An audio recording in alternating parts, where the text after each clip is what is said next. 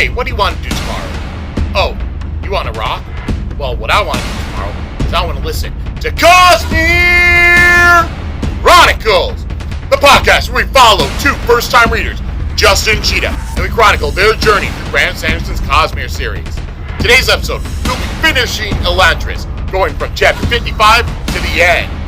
And now, let's throw it over to the host of Cosmere Chronicles. This is Sting. This is Joe. Thank you, Joe. Yep, and we are back once again for Cosmere Chronicles. Joe, your host, not Sting. And once again, I am joined by Justin Cheetah. How are you two doing on this day? I'm not doing as well as when I thought Sting was going to be hosting this thing. All right. And how were you two yesterday? Terrible. And at work. Tired. Exhausted. Well, much more chill today. That's fun to hear.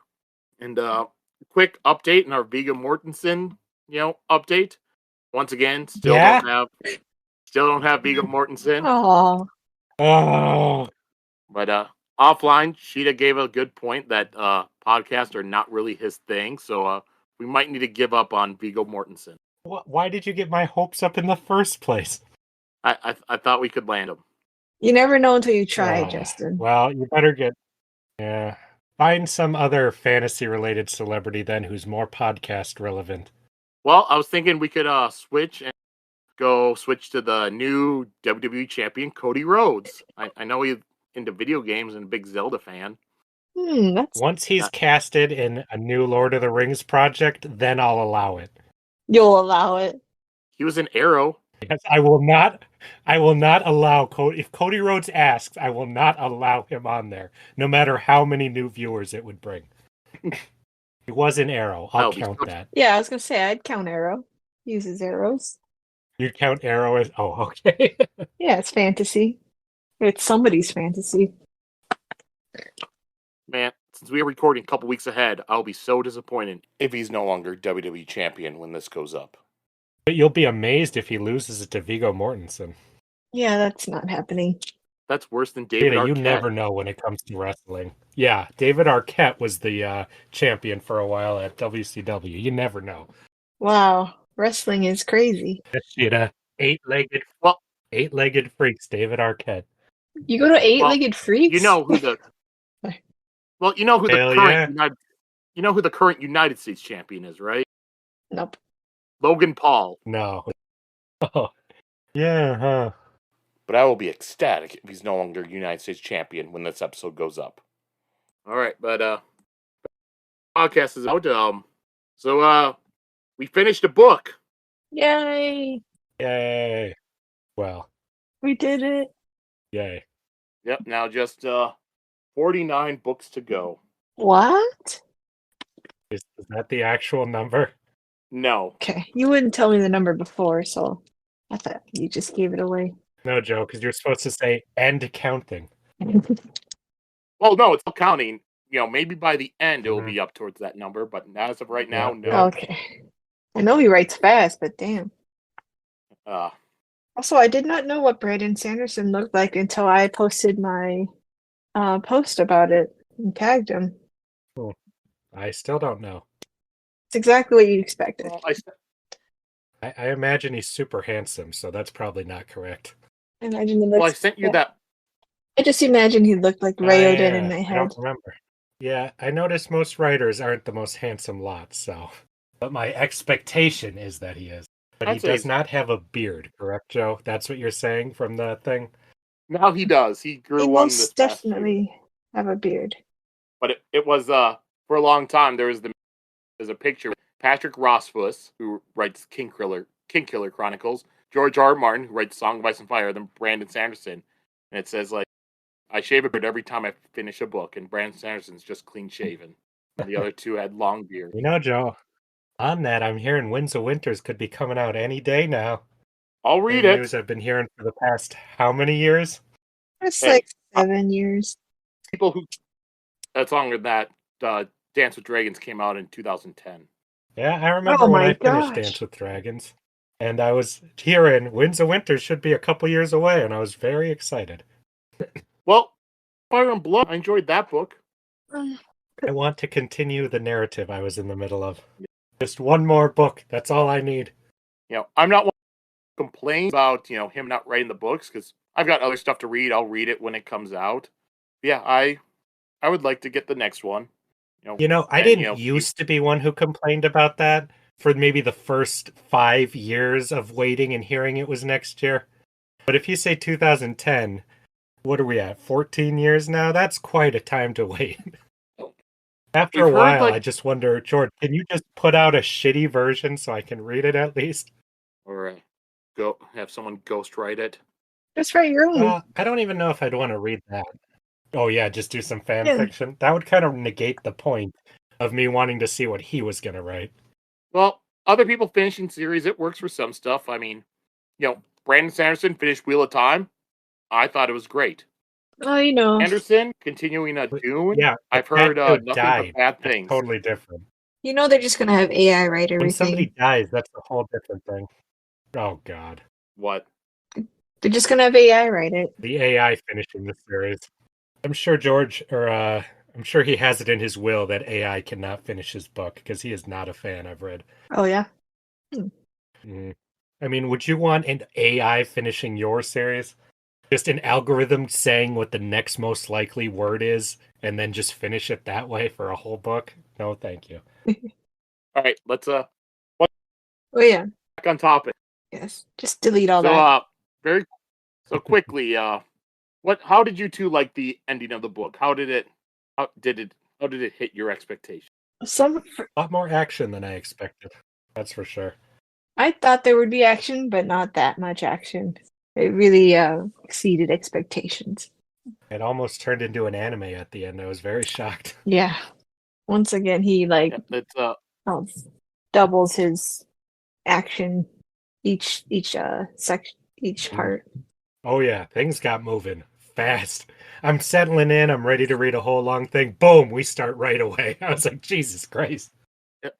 And I guess I will tell you about the fans have come up with, and they call the end of his books. They call it a Sanderlanche. Sanderlanche? It's like an Oh, got it. An avalanche. Just I get it. His books just build up to all the stuff, and at the end, it's just action, just a big avalanche. Yeah, that's going on. That's apt. Well, that's a smart way to end a book. Mm-hmm. And it's also something where if you pay attention throughout his book, like most everything ties back into the end. All of a sudden you're going through, it's like, wait, okay, I know where that came from. And but now let's who was it? I think Sheeta did it last week. So Justin, it's your turn to recap last week's podcast chapters. Oh goodness. So that was, if I recall, Sarene had left Elantris because she was cured, and Raoden snuck out as the Great Kalu and fucked around. Elry was in charge. He was the new king. He was already pissing people off. War Royal got killed by the fat guy whose name I forget, but his arch nemesis guy. Not by him, but because of him. Raoden revealed himself heroically with a fake face. Other than that, I don't know what was the previous part. Which major plot element am I forgetting there? Telri and Eondel died. Well, yeah, yes. I didn't want to spoil the end of last week's podcast, Joe. Good job. That's the job. They died, and Hrathen said, "Oh shit." Well, Hrathen walked into a weird tent where Dilaf was being weird. That's what I remember. All right. Did they figure out how to do the magic last time too? Was that last time or the time before? Yeah. Yep. Last week was it? Because right before she left, Sarene. I'm forgetting. Mm-hmm. Yep. Good job. Point of inspiration. Nice. I'm gonna remember to use it this time. Last chance to use our inspiration. Does it carry over from podcast no, it to does podcast, not. Joe? Oh yeah, it doesn't. No. Then you don't have it. I don't. We've never had a situation where I would need it. All right, so we'll go on and we'll start up with part 3 of Elantris, called The Spirit of Elantris. Starting off with chapter 55. Raoden and Sarene are on the roof of Kaine's fortress mansion house thing. They're looking at the city of Kay and Elantris, and Kaine has mentioned that he has enough supply stockpiled so that they could survive years if necessary. Raoden doesn't know how Telri's going to react to his return. He suspects that Telri will seek Fjordell aid, and while the Elantris City Guard, they may be hesitant to attack Raoden, the Fjordell troops won't have any inhibitions like that. And Sarene, she's upset with herself that she didn't figure out that Spirit was Raoden. She was even suspicious of Raoden's death, but she didn't put it all together. Raoden says he isn't surprised that nobody figured it out. The Airling people don't like to think about Elantris, and they would rather their loved ones be dead than become an Elantri and have to deal with that. Sarene says that she isn't an Airling and doesn't have the same biases as them, but Raoden points out that she was likely affected by the other Airling's disposition since she has spent so much time with them. I thought that was a nice way to tell us, like, yeah, she couldn't have known. Like, even with how suspicious she was, she couldn't have guessed because of these reasons. Yeah. He does a lot of that, I notice. Thinks about what the audience is going to start whining about and makes sure to throw in a little line about it. Yeah. It's like, all right. Those are all valid. It makes complete sense. And Raoden, he does point out that he gave Sarene a clue, but Sarene says it was only about 5 minutes before he revealed himself. Yeah. And Raoden also says that he's not actually her husband. Their contract was very specific about if either of them died, and he didn't die. Sarene's concerned, but Raoden assures her that he doesn't want out of the wedding. They should make it formal to remove any possible disputes and put everyone's mind at ease. And Sarene says that she's been engaged twice in the past 2 months and never got a wedding, and that a girl deserves a good wedding.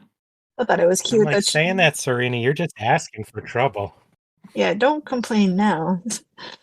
I also felt... What was cute, though? I thought it was cute that she was sad when he was like, we're not technically married. She was like, oh no, maybe he doesn't like me. Yeah. And we're not gonna be. Quit calling me your husband, jeez. Like, I get to be a bachelor again. Yeah. Dodge that bullet. And I'm king now. I need a better girl than you. Yeah, for 1 second, I did feel her horrible fear of all that stuff. Yeah. What kind of character did you think Raoden was? No, I didn't think he'd do that, but I think it's funny that the author was able to put forth that Sarene was really frightened for a second that she was going to lose another potential husband. We never saw our King Raoden either. He's acting a little different as king. Yeah, he's gotten mad with power already. Yeah. Hey, Shuden, I like Tarina now. You can't have her. Yes, I think Tarina will be the right one. I'm king. I have the king's right to each woman. Man, that would have made him an unpopular character. What a freaking twist. I was like, I knew Raoden was too good to be true. Like, he's too nice. Waiting for that to fall the whole time. Absolute power corrupts absolutely. Mm-hmm. Yeah, but usually not that fast.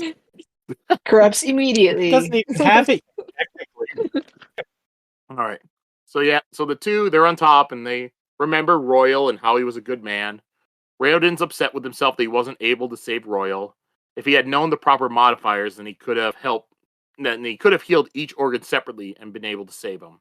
So he had stayed up late after that, memorizing the modifiers so that no one else will die because of his inability. And then Raoden takes off. I really like the way the healing's described in there. Yes, I really like the way the healing's described, where you can't just do like how they describe in the last chapter how he does an overall kind of healing spell and it doesn't do anything really. But that you've got to heal each organ, I think is really fascinating. I have not seen that before, and I thought that was real cool because it makes the magic quite scientific feeling. Yeah, I like him talking about too that he did not make these up. They're in the book, in the journal. He just kind of copied the formulas and equations. Like, I was like, that's so complicated that I didn't believe I could do it. And he's like, well, I did it. Like, these are from old masters. That's all he did, like day after day, right? Yeah, all he did was practice. They talk about it a bit later, too, but just like how he's trying all these ones that he doesn't think will ever be useful because he's just trying and learning as much stuff as possible to show his somewhat wide knowledge, but not specific knowledge too, Mm-hmm. Yep, and then Raoden, he takes off the wig that Sarene is wearing, and he uses an Aeon, which causes her hair to grow back. Serene's incredibly happy and asks Raoden to drop his illusion so that she can see his real face. Raoden's hesitant to do so, but he still does it, and Sarene at first stiffens when the illusion drops. Raoden begins to hurriedly put it back up, but Sarene stops him. Aww. She runs her fingers over his face and says that it isn't as horrid as he thinks. She says that this face is just fine. This is the face that loved her when it thought that she was an Elantrian, with all rank and title abandoned. That was a sweet moment. I thought it was so cute. I think all this is the best thing that could have... Oh, go, Shida. Just that Raoden got all self-conscious for a second. Like, oh no, I'm ugly. It was interesting how he made this new face, too. Agreed. I imagine the mapping the muscles and stuff. Yeah. I imagine this part will be played by the actor without any of the makeup on. When he turns back into a zombie? No, when he turns into him, when he has the fake face on, we'll finally see, like, the actor's face. Oh yeah, you're right. If this was a show, we never would have seen him except for maybe a flashback. You're right. Mm-hmm. Which I'm sure in a show they would do flashbacks to that stuff. But it's kind of interesting that we have never seen this guy actually. Yeah. And then the chapter ends with Sarene. She sees some soldiers doing stuff at the palace and wonders what it is. Raoden draws the Aeon Nei, which acts as a looking glass. They can see soldiers laying down the bodies of Eondel and Telri. No, Eondel, not Telri. You sad about Telri? No, Eondel. You don't like Telri like you liked Iodin or Dilaf? No, Telri. Even though he was described as handsome, I never liked him like that. He had a hideous birthmark on his face. I like weird things like that, but it was just his. Yeah, but it was described to be ugly. Like it was just on half of his face, and like he was. So, were we supposed to like Telri? I think he's probably the most he's just unlikable. There's just nothing likable about him. No, I think he is the most unlikable character in the book. Yeah. He has no redeeming characteristics. Yeah. Is he more... What redeeming characteristics does Dilaf have? He's ambitious. Yeah. Ambitious, passionate. Convicted. Entertaining. Funny. And his lines are hilarious. Telri, nothing he says is Telri is not funny. Yeah. No. Everything he says is just annoying, and the other character's like, man, he's stupid. Yeah, he sucks. And that's just all he's... Even his daughter was more entertaining, because she was a little god girl. I don't know, I did find it a little funny when Telri's like, I decided to talk to Wern to become a Yorn. Yeah, funny in the way of, you're a fucking idiot, why did you do that? Right. Anything else from this chapter you two felt like we need to go over? Not me. I think we covered everything. All right. On to chapter 56. So Raoden, Sarene, Kaon, Lukul, and Shuden are on top of the roof watching funeral pyres being built in the palace courtyard as Ash tells them about the attack the night before. And Shuden is having a particularly bad time since his future father-in-law turned out to be a traitor. Tarina has reportedly disappeared, and now his best friend is dead. I didn't realize that they were best friends. Sad. They were always hanging out together. Yeah, and then after it's like, yeah, they were always hanging out together. So makes sense. All right, so then they notice a detachment of 50 guards heading towards Kaon's house. Kaon wants to collapse the entrance, but Raoden tells him not to, and he says it is an order. Kaon grounds his teeth, but agrees only because he trusts Raoden. Lukul may call him king, but Kaon accepts the rule of no man. Sarene's shocked because she has never seen Kaon speak in such a matter. He's usually jovial, but now his face was flat and grim. Yeah, I don't trust Uncle Kaon. I never trust... You didn't trust him at this part? I always had a weird feeling about him since the beginning and stuff. And then he has moments like that where Sarene's like, I don't even know him. Like, she only knows one version of him, which is Unky Keen and stuff. Like, she doesn't know him. So I never trusted him because of that. I always assumed he had some skeletons in his past, but I did always trust him to stand by his family and friends. That kind of character. That was my reading of him always. Yeah. Like, he wouldn't betray Sarene or Raoden and I don't know. Stuff. But I think that the thing he says about, no man rules him, but he trusts him, I think that really, says everything about his character right there. Would he stand for his family, like his brother? No. No, his family. See, that's why I'm like... Forced family.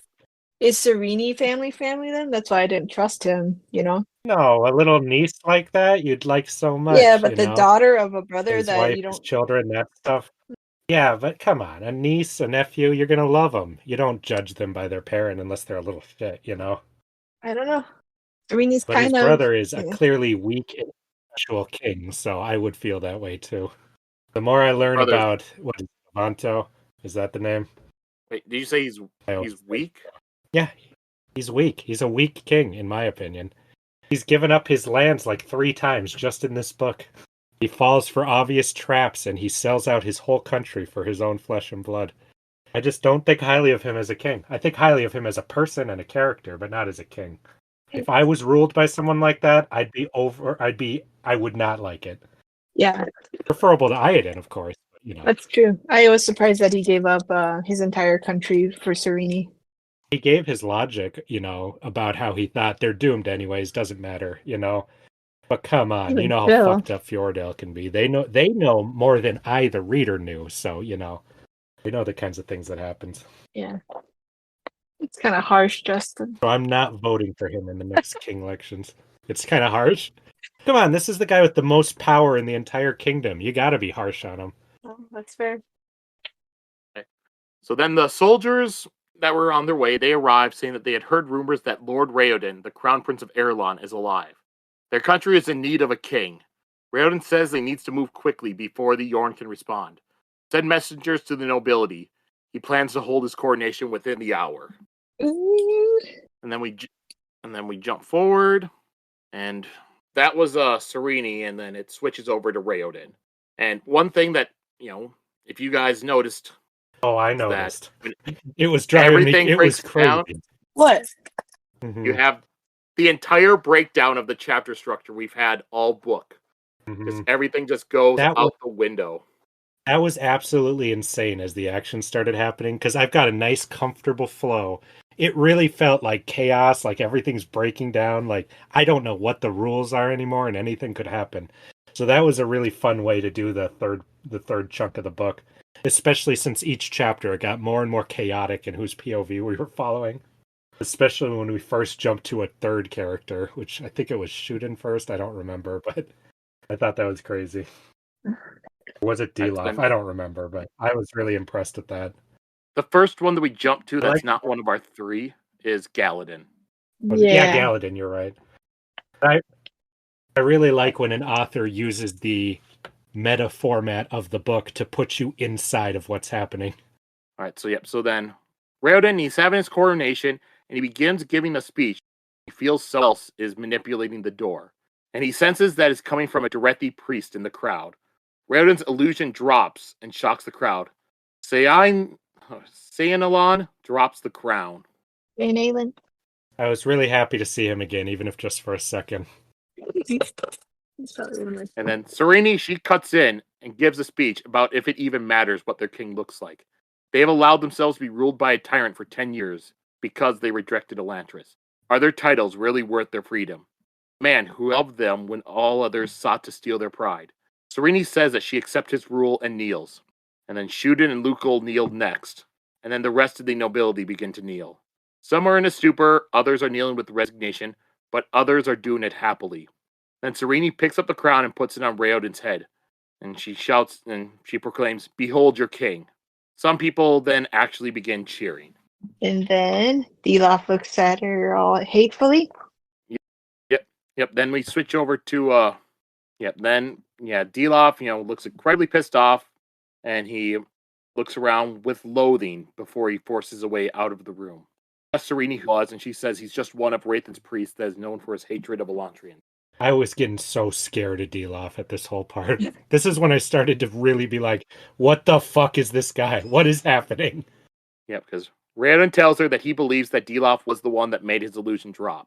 He has Ash go into Elantris to tell Galadin what happened, then to warn him to be ready for something. Tell him to be prepared, and that Raoden was worried. And that's the end of that chapter. Anything else from there you wanted to go over? Oh, just, what is it, Cyanlin? Is that how you pronounce it? I just like the description Raoden had of him that Sarene gave him. Especially the part of a smile that claimed to know things it didn't. That was very funny. Yeah, I hope we see more of him. He's the star of the next book. Yeah, Shada. just the next book is just called Cyanalian's Adventures. Yeah, I don't think that the author would be so popular if that was the case. How many adventures can the patriarch of a religion have? Still just go through his Dude, so many. He's the patriarch of a religion. his daily routine. Like first I wash my hair, then I brush it, then I put in some leave-in Oh conditioner. God, no. Like, Yeah. Yeah, he may be the patriarch, but this isn't Battle Pope we're talking about. yeah, Hey, I don't know. I don't know what happens next. could be.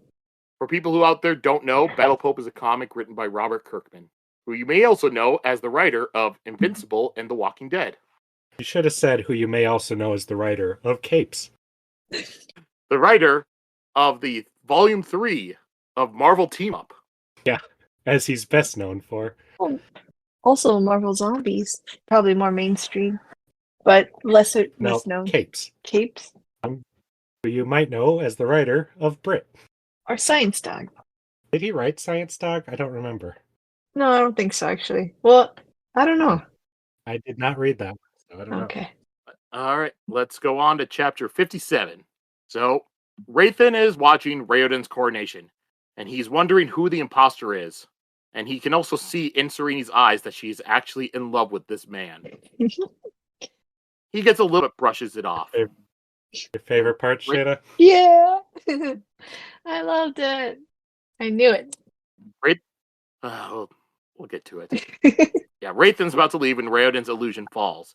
This makes Hrathen think that maybe it actually is Raoden and that he has been hiding in Elantris. Shocked, the people of Erelon do nothing about it. They do not stop Sarene from crowning Raoden. He sees Dilaf leaving and he shares Dilaf's disgust. Hrathen realizes that he made a mistake. Dilaf had been right, and if Hrathen had stayed focused on turning the Elantrians into the enemies, then this wouldn't be happening right now. Hrathen leaves and follows Dilaf, but Dilaf doesn't head back to the chapel. He heads to the center of the city. Hrathen loses track of Dilaf as dusk passes and becomes dark. Hundreds of torches wink into existence from within dozens of different tents in the marketplace. Hrathen stumbles back in horror as men pour out from the tents. Arms like knotted tree branches, skin pulled tight over strange ridges and unspeakable symbols. And this is why so many Fjordell had come to the Erelene market and have stayed despite the chaos. The tents and merchants were a ruse. The invasion of Erelon was to begin a month early. Wern had sent the monks of Dakor. And that's the end of that chapter. I thought it was so sad because just before that, Hrathen's like, it's okay, I still have a month. I can pivot, I can save everybody, you know? And then he turns and he's like, oh no, I don't have a month. It's happening this very second. That was very surprising to me and very shocking. Because I knew, you know Dilaf's got a plan. He said so much earlier. I did not expect it to be this.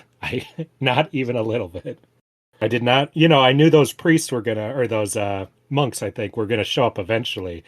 I didn't think it would be right this very second. And the other thing with it is, it was kind of built up with the whole marketplace, because throughout the earlier chapters, you were things like, there's a lot of Fjordell people here. It's like, even though they're not going to be making much money, they're still here and they're not leaving and everything. And it's like, this is why.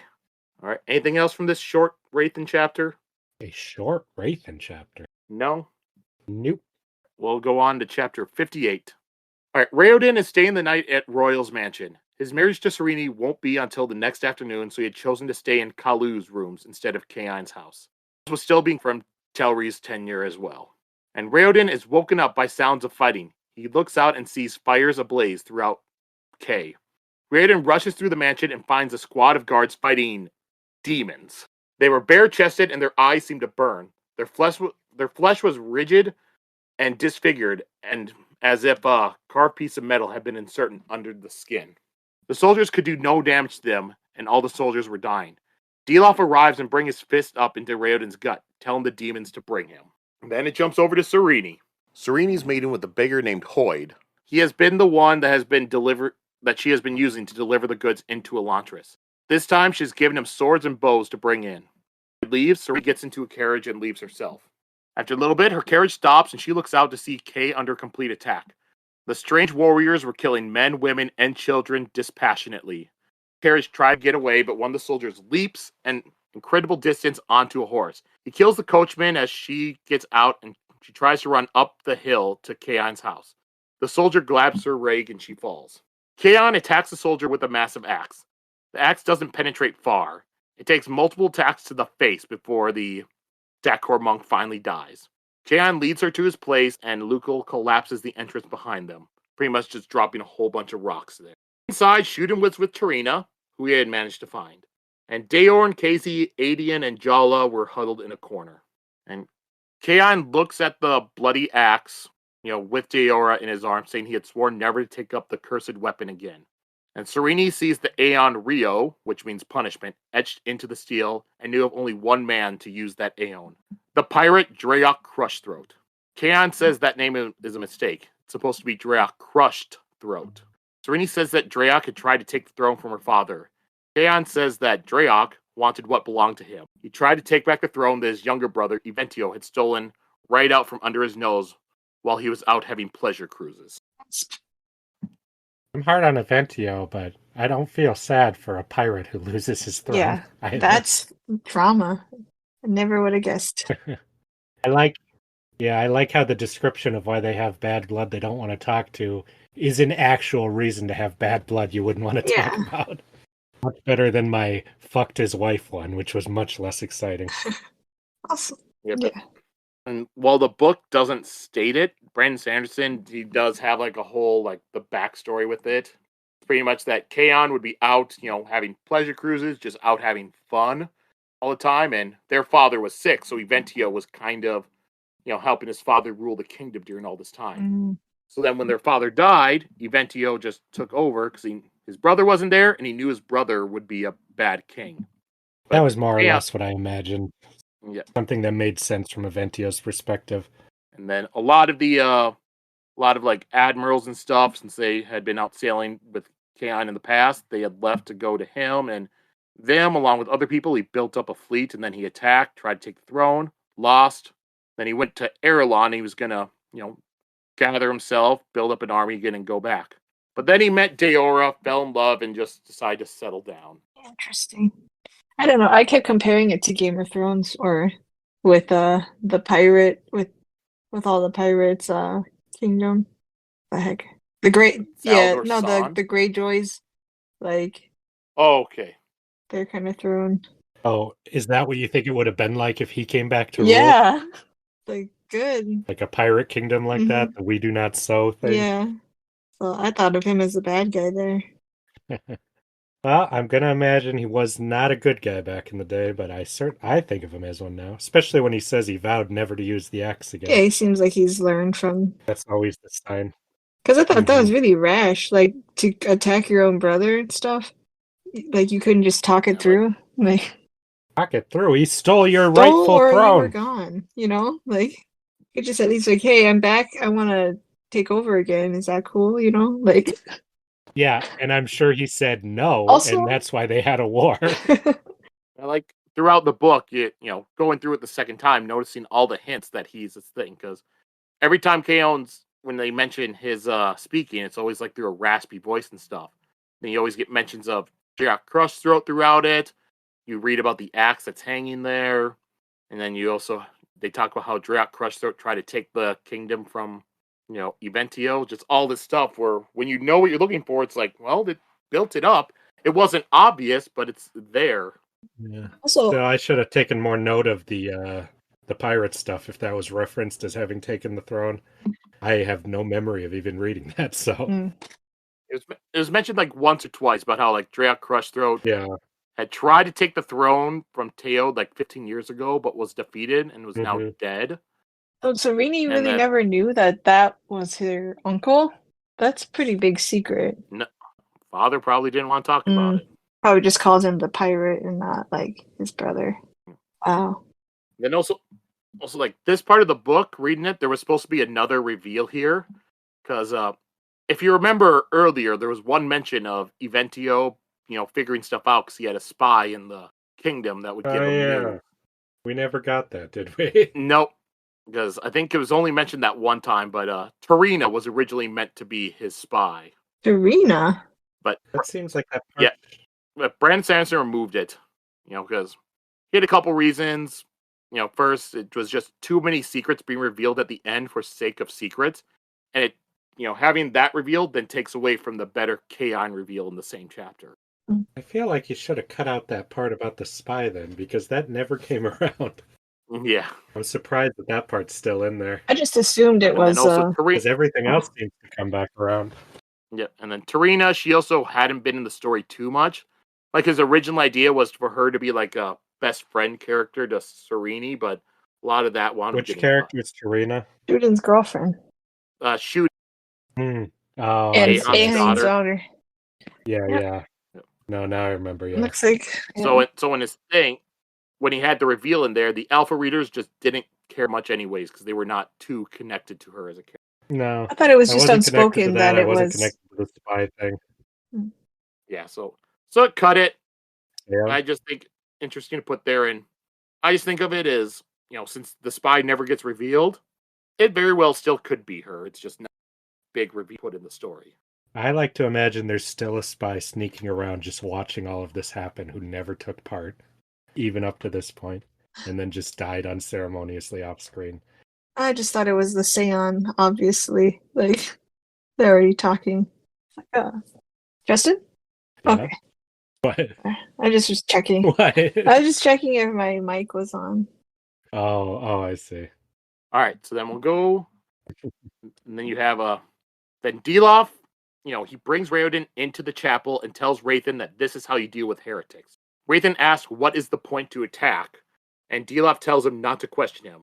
The only two positions that outrank a Yorn are a Wern and a Graduate, leader of a monastery. Graduates usually have little to do outside their monasteries, so they're usually discounted. And Dilaf wasn't just a graduate. He was a graduate and monk of the most infamous monastery in Fjordell, Dakor, the Order of Bone. Ah! What a crazy reveal. Yeah, mindfuck here. Little Yeah. Dilaf. Of all the things I expected of Dilaf, of all the things I expected of him, this was not even on the radar whatsoever. Yeah. I can't. It was horrifying. Well, and one of your theories that you guys brought up once is, you did say, what if Dilaf actually has his own mission from Wern, and he's doing his own stuff? And it's like, but that sounds like something you said. Shane. I did say that, but I didn't think he was already working for him. Like, I think I brought the question. It's like, but he's a priest. How can he talk to Wern? And I don't think that you had like a real response. You didn't. No. Well, because Shida, you just thought that Wern was bypassing Hrathen and giving him a mission, right? Yeah, it's like, Dilaf, I hear that you're very faithful too. I will give you a mission, and maybe he wrote a letter or something. I did not think that he. I've always thought Dilaf was going to be the true villain of this book and the true enemy, but I thought it was going to be because his fervor and his religious stuff was going to get to be too much, and he was going to influence people too much, and Hrathen would, step down as the quote antagonist because of that. I didn't think Dilaf was going to be pure fucking evil. I had no guess about that. Like one of the most evil characters I've ever seen in a long time. Not evil, he's crazy. The reason they give that Hrathen gives in a little bit for why he left that monastery, which I'm sure Joe will cover in a second, so I won't say yet, but that was pure evil kind of actions. Yep, so then so we learn a little bit more about Dakor. A few months after a boy is initiated into the Dakor order, his bones start to grow and twist. Somehow these gave its bearers abilities such as heightened speed and strength. The pain of his bones reshaping had been too much for Hrathen and forced him to leave and join a different monastery. And so Dilaf had been Fjorden all along, and he is Hrathen's superior. Dakor live unusually lengthy lives, so Hrathen doesn't know how long Dilaf has been in Erlon, but it's obvious that Dilaf has been planning Kay's destruction for decades. Dilaf tells Hrathen that Wern didn't send him to convert Erlon. He was a distraction for people like Eventio to focus their attention on while Dilaf prepared for the city's invasion. The people were never meant to be saved. Wern needs to destroy Erlon to ensure his grip on the other countries. And Hrathen says they need to be given a chance to convert, and Dilaf slaps him. Dilaf says that only Erlings and Tails can become Elantrians, so if they destroy them, then they will end the heresy of Elantris forever. Hrathen realizes how deeply Dilaf's hatred went and asks if he will murder an entire nation of people. Dilaf smiles and says that is the only way to be certain. Oh, Dilaf, what happened to you? Way back when Sarene was looking out of the carriage and she saw men, women, and children were all being cut down mercilessly, and you start to realize this is an absolute genocide of these people. It was quite horrifying. And now when Dilaf confirms it here, I was like, okay, so this whole story is a totally different story than I ever thought it was, Because his point about having to purge all of them from his perspective makes a lot of sense, And that's always really, really scary when you realize that your enemy just wants to kill everybody with no regard for any of them. And I don't know if you noticed, but this chapter, we went through the entire character chapters. It started with Raoden, went to Sarene, ended with Hrathen in one chapter. Mm. Yeah, when we got to the end of this chapter, and then it's a new chapter, I'm like, what? Do we even need new chapters at this point? It seems like we're just cycling through everyone. Anything else from this chapter you two wanted to discuss? It's the shock. That's all. Mm-hmm. A lot of shocks happening. Like you said, everything escalates so fast, It's crazy that you go from, them just standing around doing this and that to they wake up, the city's on fire. Raoden's been beaten up by Dilaf of all people, People are being killed left and right. Like, this whole city that we've been spending so much time, everyone trying to protect. No, everyone's just being slaughtered horribly by these crazy ass super monk dudes. Straight, like I said, straight out of an anime villain, like all powerful and fucked up like that. Mm-hmm. Of all the ways I guess that the climax was going to be, this was not one of them. Yeah, but you said it too, like you're like, oh yes, we've been talking about how scary Dakor priests are and the whole, like, how's that going to play? And I did not expect it to be like this because you just didn't talk about it. I expect them to have some magic thing to them, which they kind of do. I didn't think they'd be a bunch of frickin' abomination villains running around, Yeah. like Hulk abominations.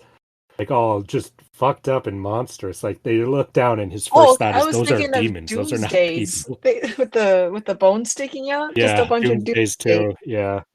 Well, I don't think the bones stick out. Yeah, they Aren't do. they just like weird They're all underneath their misshapen, skin? though, Is that it? No. Yeah, misshapen. Yeah. Yeah, it's like if you look, That's why I it's like thought of abomination. Like growth underneath their skin. Yeah. Okay. Or like, what's the villain? What's the guy from Yu Yu Hakusho's name with the sunglasses, Joe? I kind of imagine that too. Toguro? Yeah. That's kind of what was in my head. I see. I was exaggerating in my head. You just had a bunch of doomsdays attacking. See, that's like. Well, I'm sure I'm exaggerating. It was too, so funny when I was thinking of Dilaf's little head on a giant doomsday body. I thought that looked so funny, but. It's the same here. When I imagine Dilaf throws his robes off and he's this super crazy buff monster guy underneath. Yeah. That was quite a surprise to imagine. Yeah. Now I gotta recast him. No, you keep your casting. Just CGI on the body. Ew, no. That's what I'm doing. That'd be hideous. Yeah. I didn't expect a twist, for sure. I thought everything was going to be pretty much by the numbers. Mm-hmm. But nothing has been that, so I don't know why I thought that. Oh, and I like how we reveal that, Wern, we don't know a lot about him. I like revealing he is a huge enemy. He's a real villain. He's not just their pope. Like, he is also evil and psychotic. Yeah. Was that fan art? Yep, that's fan art of Dilaf. Of Dilaf. No way he's that good looking. So that kind of gives you an idea for the bones and how everything looks once you take off the robes. Well, now I want to do my fan Take a art. little of the sexiness out of that and I'll believe it. Yeah, I'll do one. Then you'll see how I see him. Yeah, I imagine he'd look a lot more creepy. Yeah.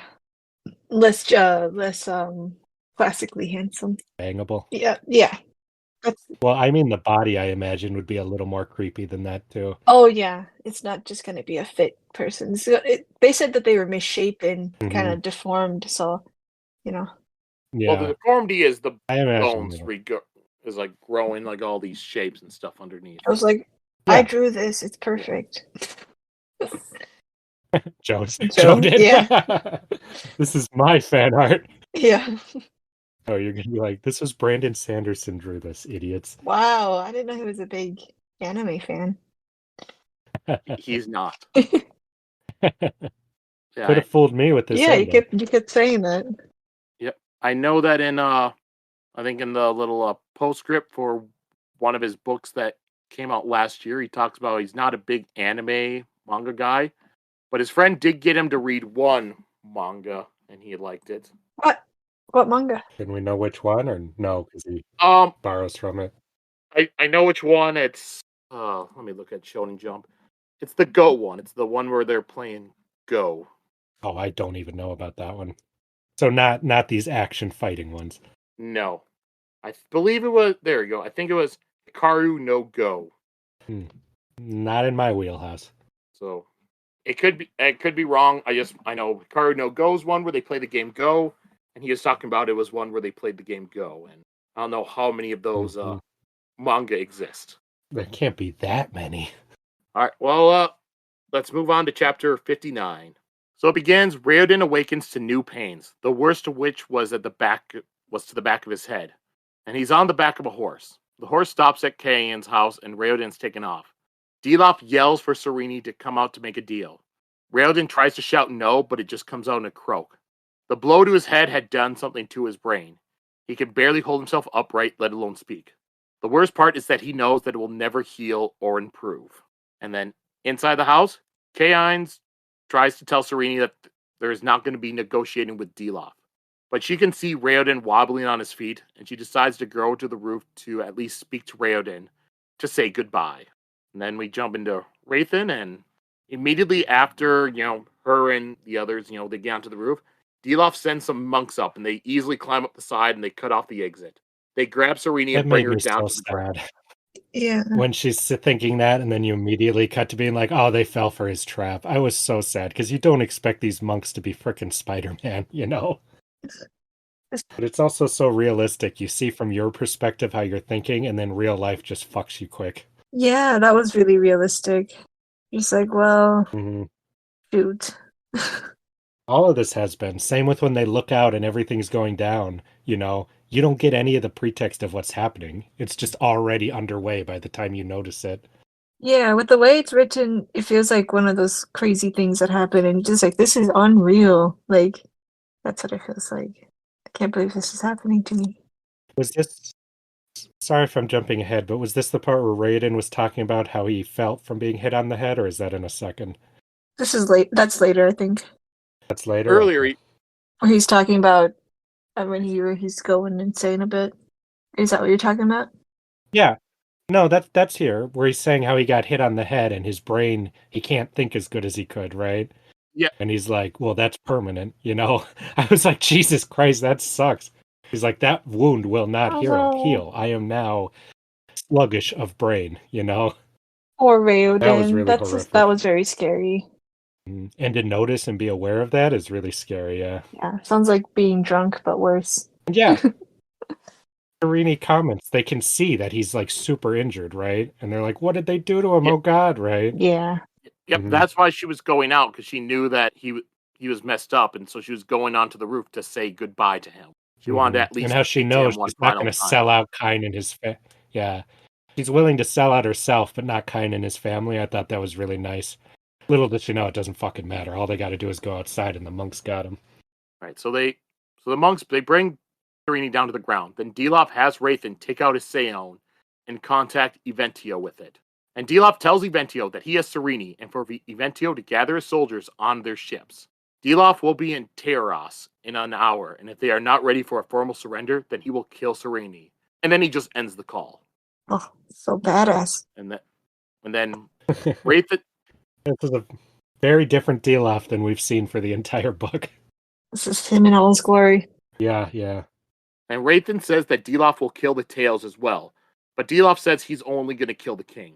Others will burn the ships with the soldiers on them, and once the Armada is gone, then Warren can land his armies on Teod and use the country as a battleground to prove his might.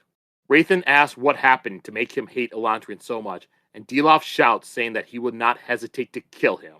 The Dakor are outside the law. Who hurt you? Like, what happened to you? Yes, give us your curious past, Dilaf.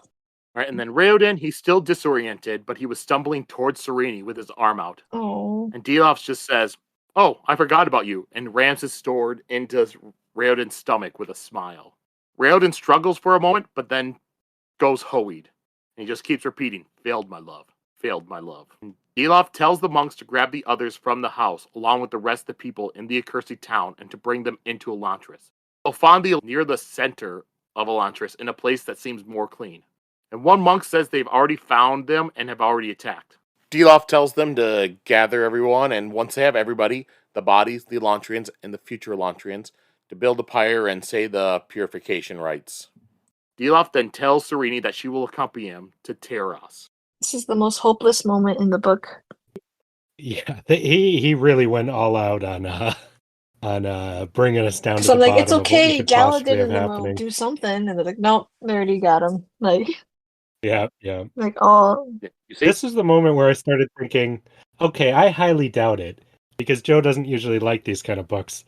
But does this end with Dilaf winning? It almost felt that way. I thought maybe everyone will die, and it'll say to be continued about how Teod will deal with this. Well, I'm fine with darker endings. If it leads to something else later. Like if Dilaf wins, Yeah, then the but next book ends with not just he wins, Raoden, Galadin, Sarene, everyone is horribly murdered, and then it's just Dilaf as the main guy with Hrathen as his second. That would be quite an ending right there. I'd be like, Jesus Christ. Yeah, that's not my style. I've read stuff like that, and I understand other people like it. It's not for me. too depressing. Well, that would be an epic ending. Well, not if it ended on a to be continued, but it would certainly Like, be why would I depressing want for to the guys we continue got this? to like them. Especially Sarene, if she just got murdered right here. Yeah. Jesus. That's why when I'm like, shit, Serene's dead. And then when he's like, now I'm going to use you to talk to your father, I'm like, oh, okay, good. There is a reason to keep her alive still. I like how Dilaf fucking hates Sarene, which I think they say in a little bit. I also like how with them, it's telling them to collect the bodies of the Elantrians, Mhm. and then everybody else is just future Elantrians. Yeah, I like that part too. That to Dilaf, they're all Atlantrians. We got to get rid of all of them. I started this book thinking Hrathen was going to be, having to do the duty of killing the heathens. I did not expect that it would be Dilaf of all people, who is the psychotic genocidal maniac, killing all for the cause.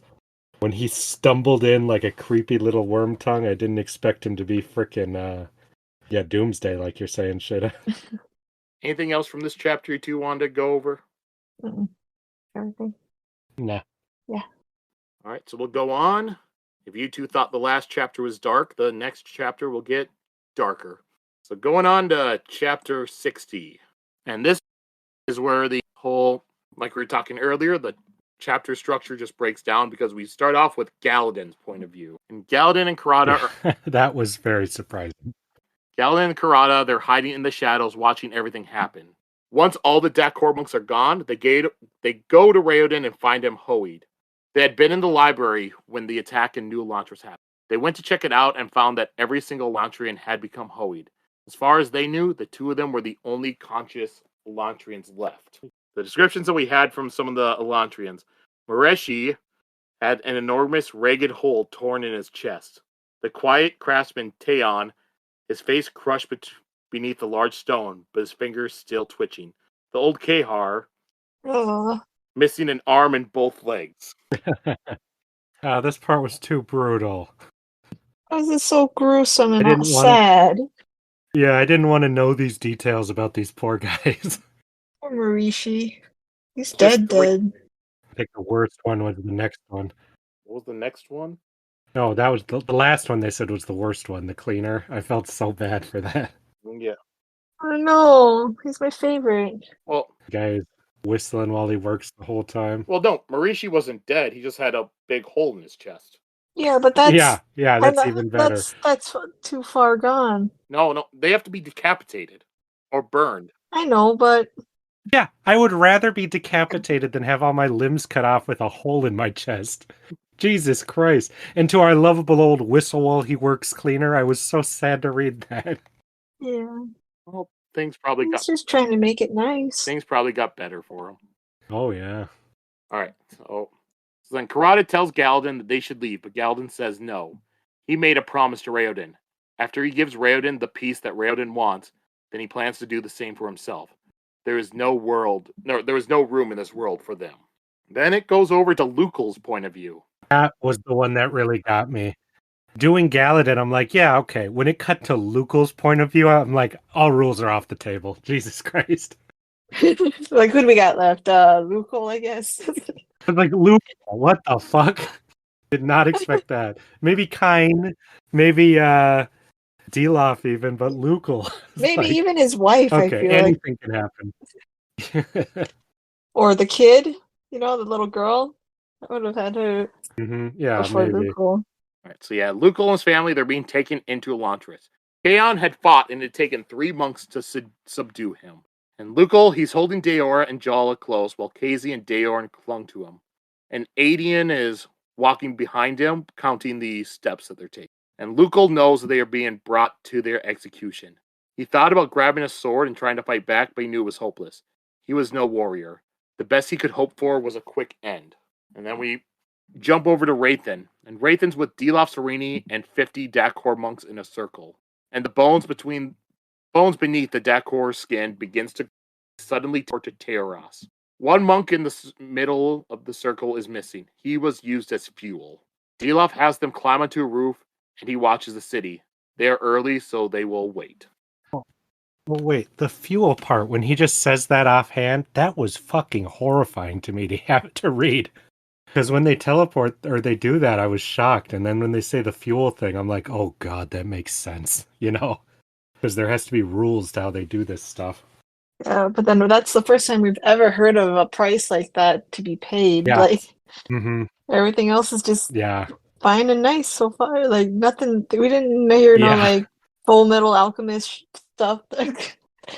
No. You're really like, okay, these are the fucking bad guys, Yeah, that's the people bad who magic. use the devoted followers. Yeah, people who use their devoted followers as fuel are the bad guys usually. Yeah. I mean, they do not value life. Exactly. Like, what will that take you? A couple days to get across? No, at worst, it comes later when it was not even like a far trip. And he does that. Well, it was here, Yeah. That's later we hear about that. Yeah. Right, so we're back to Galladon, and, he's thinking about Raoden, and he's, kind of upset with him because before Raoden showed up, Galladon was ready to accept that everything was shit, and he was just depressed and everything, but then Raoden had to bring hope to him and the Elantrians. And now, even though everything has gone to shit, the worst thing was that Galladon still had hope. And no matter how hard he tried to stomp out the light inside that Raoden had kindled, he still had hope that somehow Raoden could fix everything.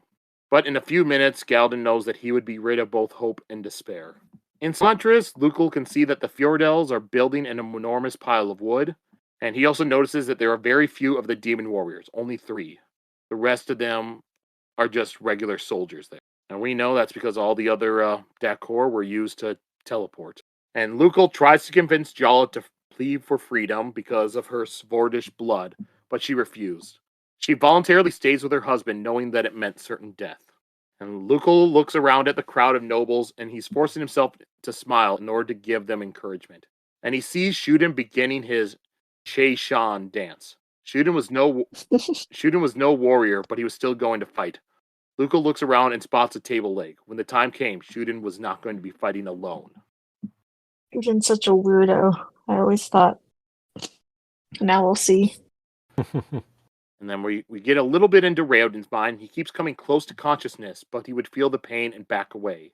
At times, he would see glimpses of, Galladon being concerned and angry at the same time. He'd see Karada's eyes heavy with despair.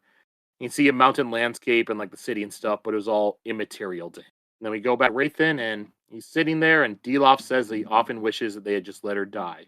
Hrathen knows that no man could keep Dilaf's level of ardor burning for so long without doing emotional damage to his mind. A few more years and Dilaf would likely be completely insane. And Dilaf tells him that he was already 50 years old when she met him and thought he was the most handsome man she had ever met.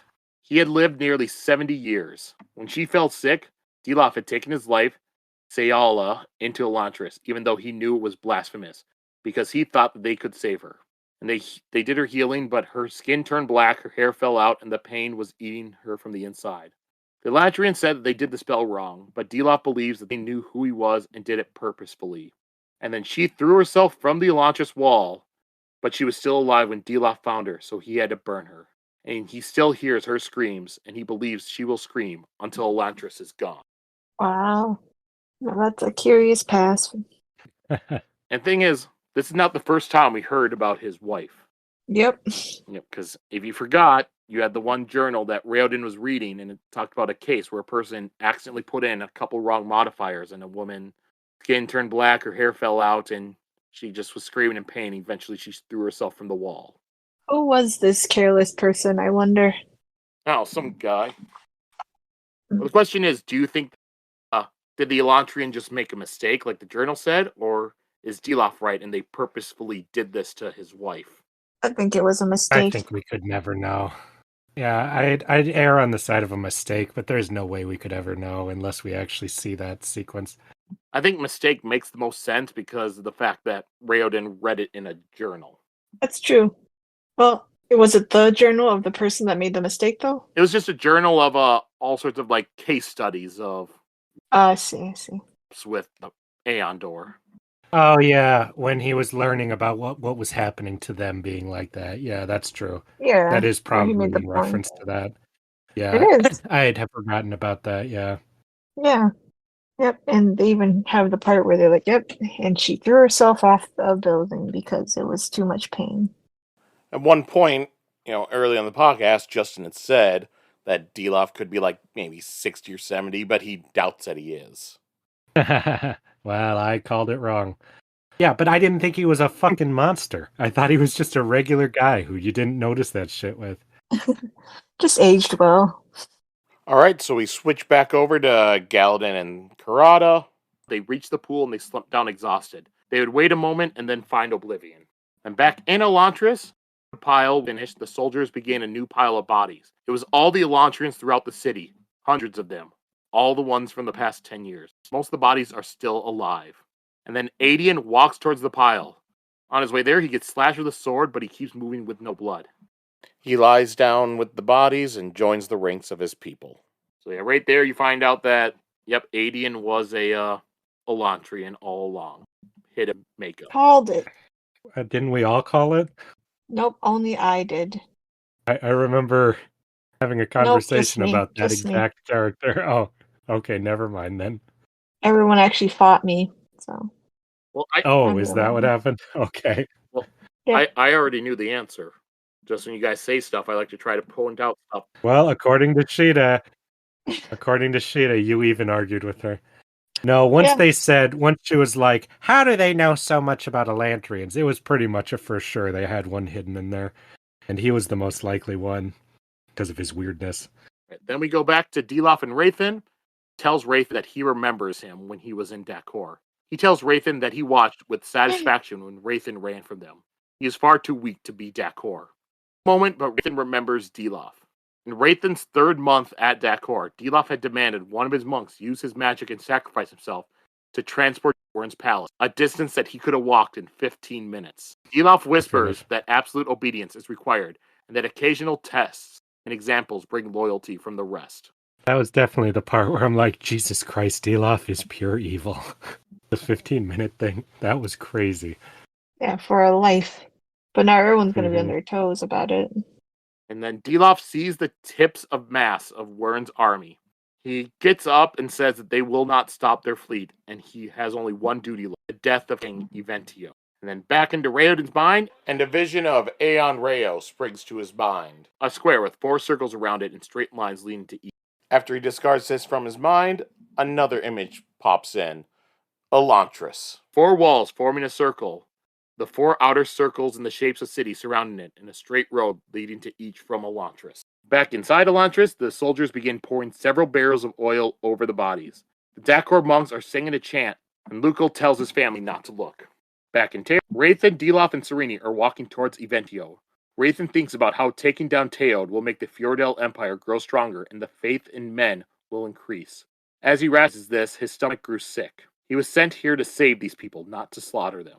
And Dilaf has a knife pressed to Sarene's back and tells her that he has been waiting to kill her. She is a disease.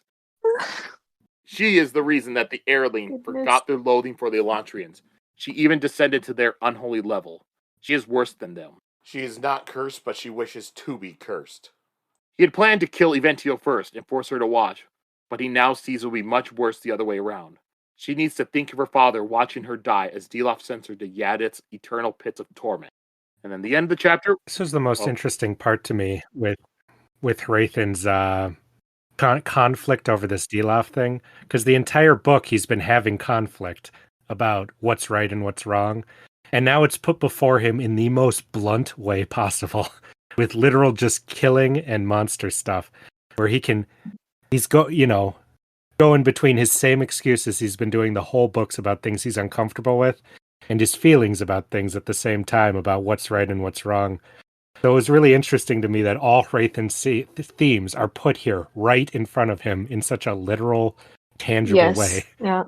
It's either now or never. Like, he's forced to make a decision. What is your choice, And he's making it. He's rationalizing it all this whole time. He's like you said, Joe, like, this will work. This will get everyone believing, which is the same kind of thinking he's been doing the whole time, but on a more philosophical level about what sacrifices he's willing to make, about things like getting Telri to pledge his faith even though he doesn't actually believe, and saying, well, in the long run it'll work.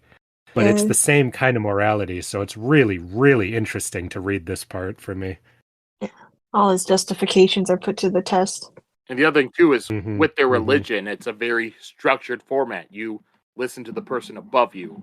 So with that, Dilaf is the person directly above him. So by his religion, he has to listen to what Dilaf says. So it's like... all the stuff he's been following for why he does what he does the whole book, it's all still here. Nothing has actually changed, which is what's interesting. It's just laid bare, basically, at its most extreme version. Then at the end of the chapter, we jump back to Raoden once more, and he's trying to pull up against the torment and pain. He could feel his body being dragged, and he sees the pool. No, he thought desperately. Not yet. I know the answer. Raoden screams, and it surprises Galladin, and Galladin drops him. Raoden tries to get his footing, but then he falls into the pool. That was so sad to read. Oh, I know. Like, what? Like, no! Whoop. And the way... I figured it was going to go somewhere, but still.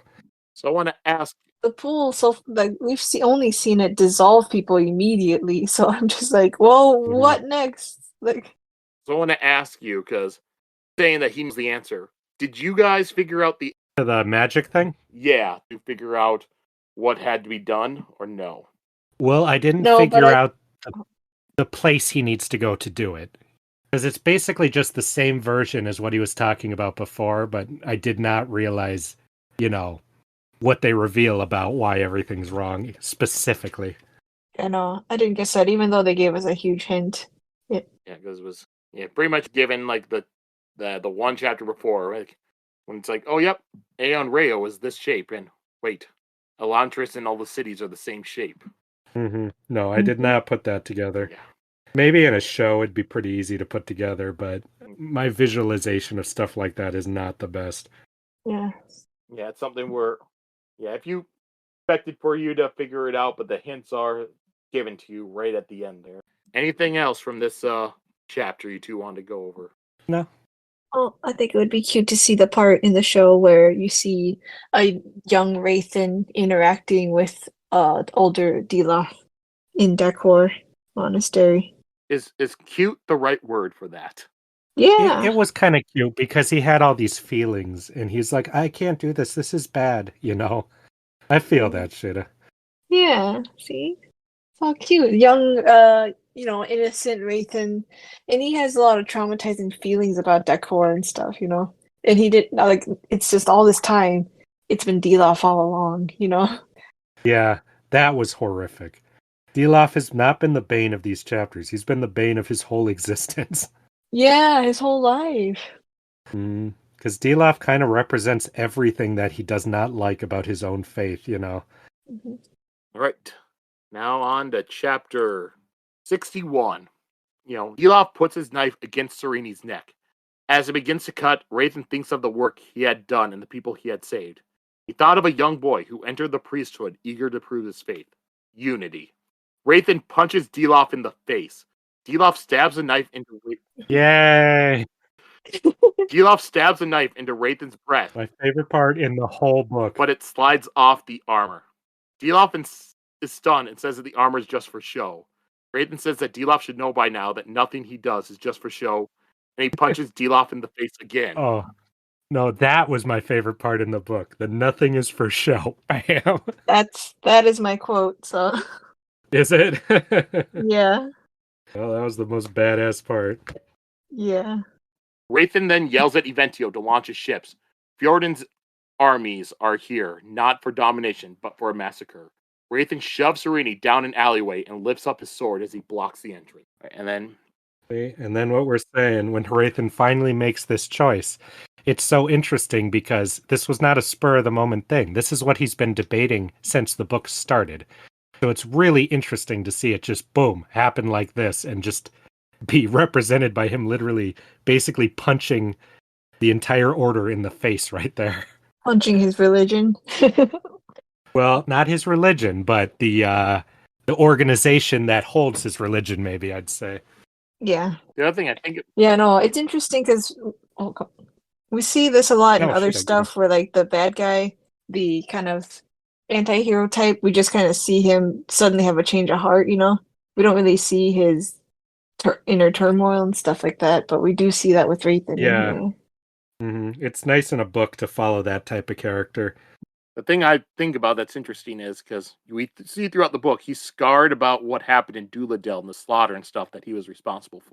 So if he was never there for Duladel, if he never did that, he might have just gone along with all of this Dilaf's plan then, because he was not scarred from everything before. I feel like I agree, because I feel like he was this close to going along with it. He had all the justifications logically. Because that's another thing I didn't think of. Hrathen's been logical the entire book, but his logic has been leading him down a path he does not like. He finally lets his emotion kind of be involved, and it gets to him doing what is, right.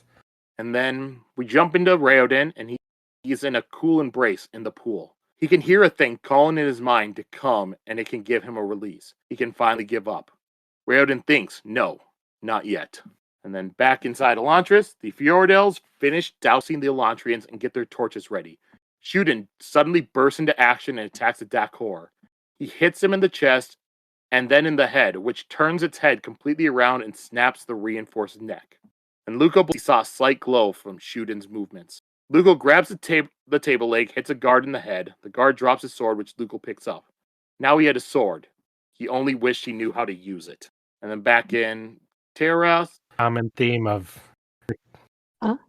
The common theme of, during peacetime when you don't train for war and stuff, it always bites you in the ass once the real bad guys come.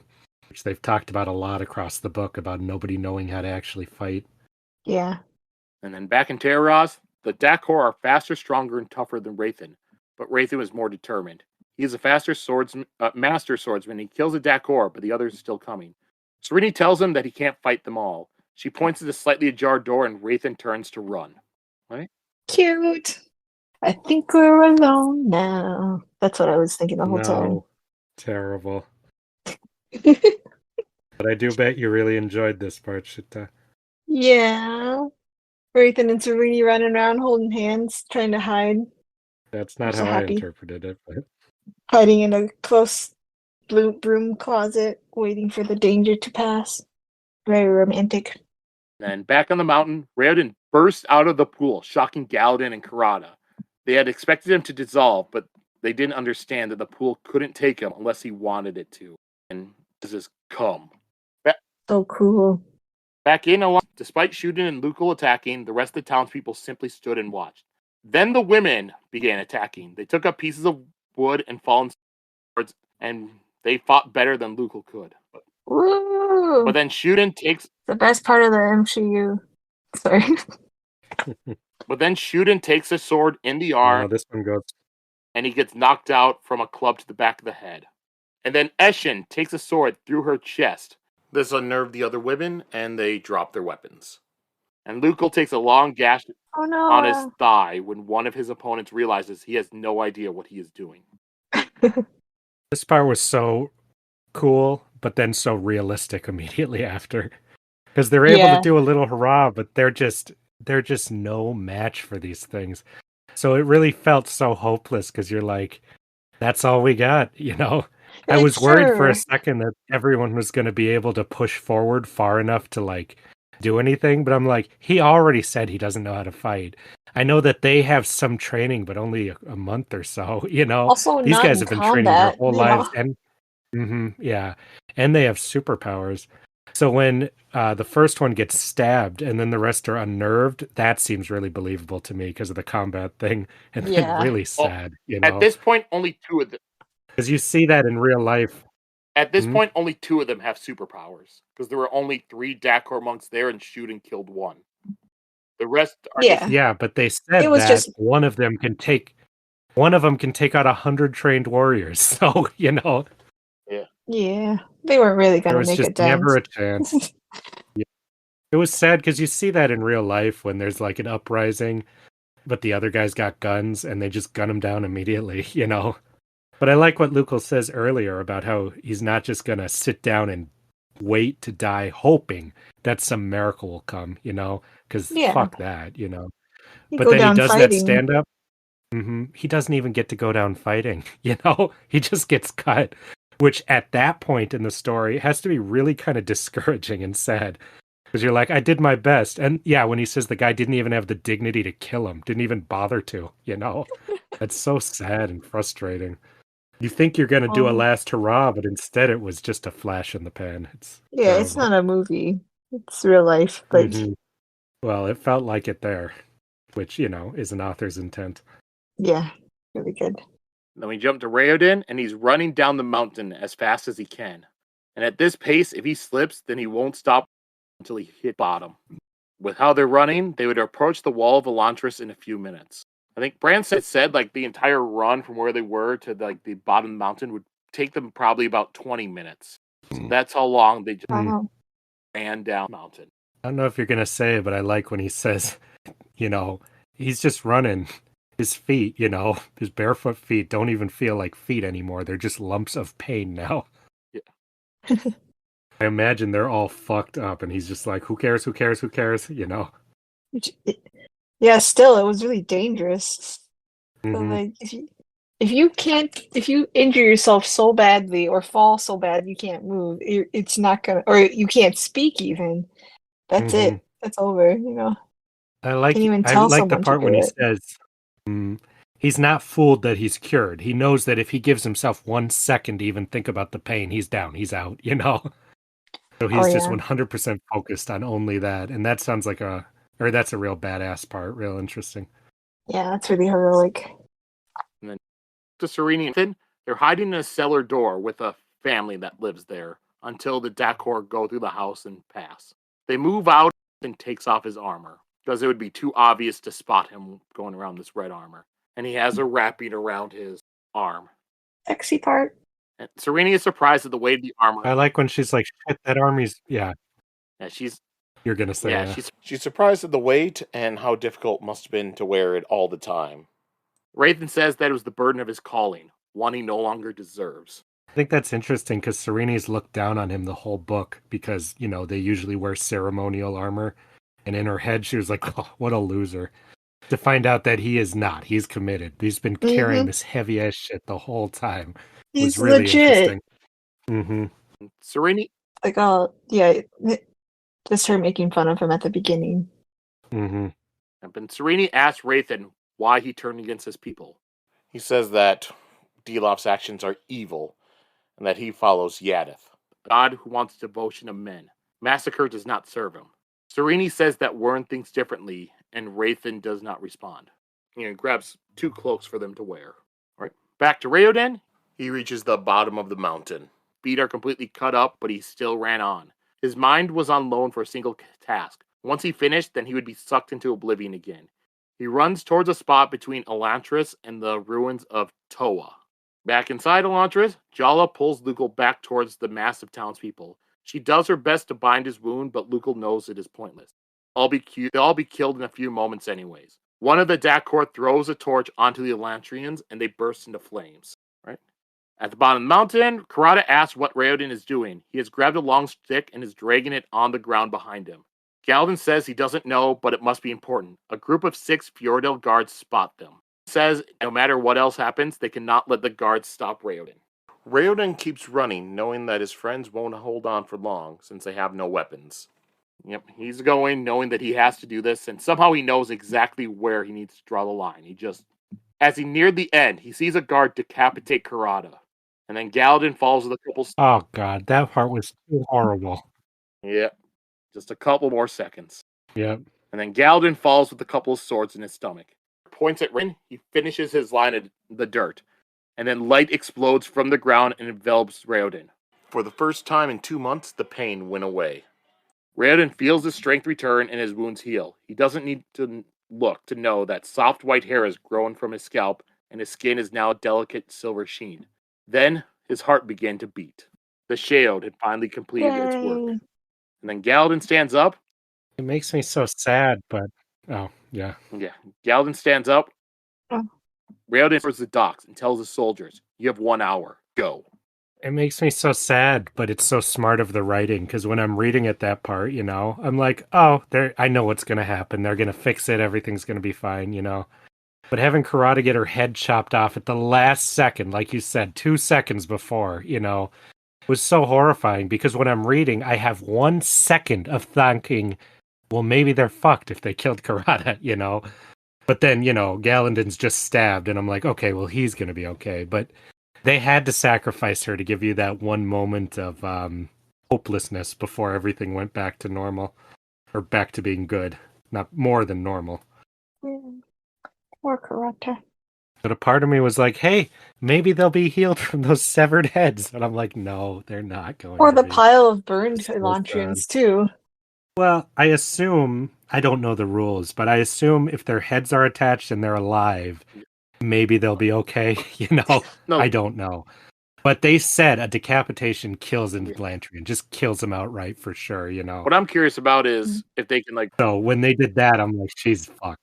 Is if they could regrow or reattach limbs. Because they have power, so that's why I think Kahar, even though he had his legs and arms cut off, I think he's fine now. I agree. I figure that anyone who is still alive will be at least some form of healed, But the burning and the head decapitation, too sad. And then they confirm later that she is dead, which made me sad. I never knew I was attached to her. She's the saddest one. She's got a family. She's got a daughter and a husband still. Who would, if they're still alive, even, They're probably in the castle. Yeah. So that's the saddest one to me. For all you know, her husband was one of the ones who got cut down when they attacked, because he was patrolling the king's quarters. Yeah. It's sad because of that, and it's sad because she worked so hard to keep Elantris as a good place for a little bit. She took care of the children. She's a good guy. And she was a good person before Raoden came in and influenced people to be good.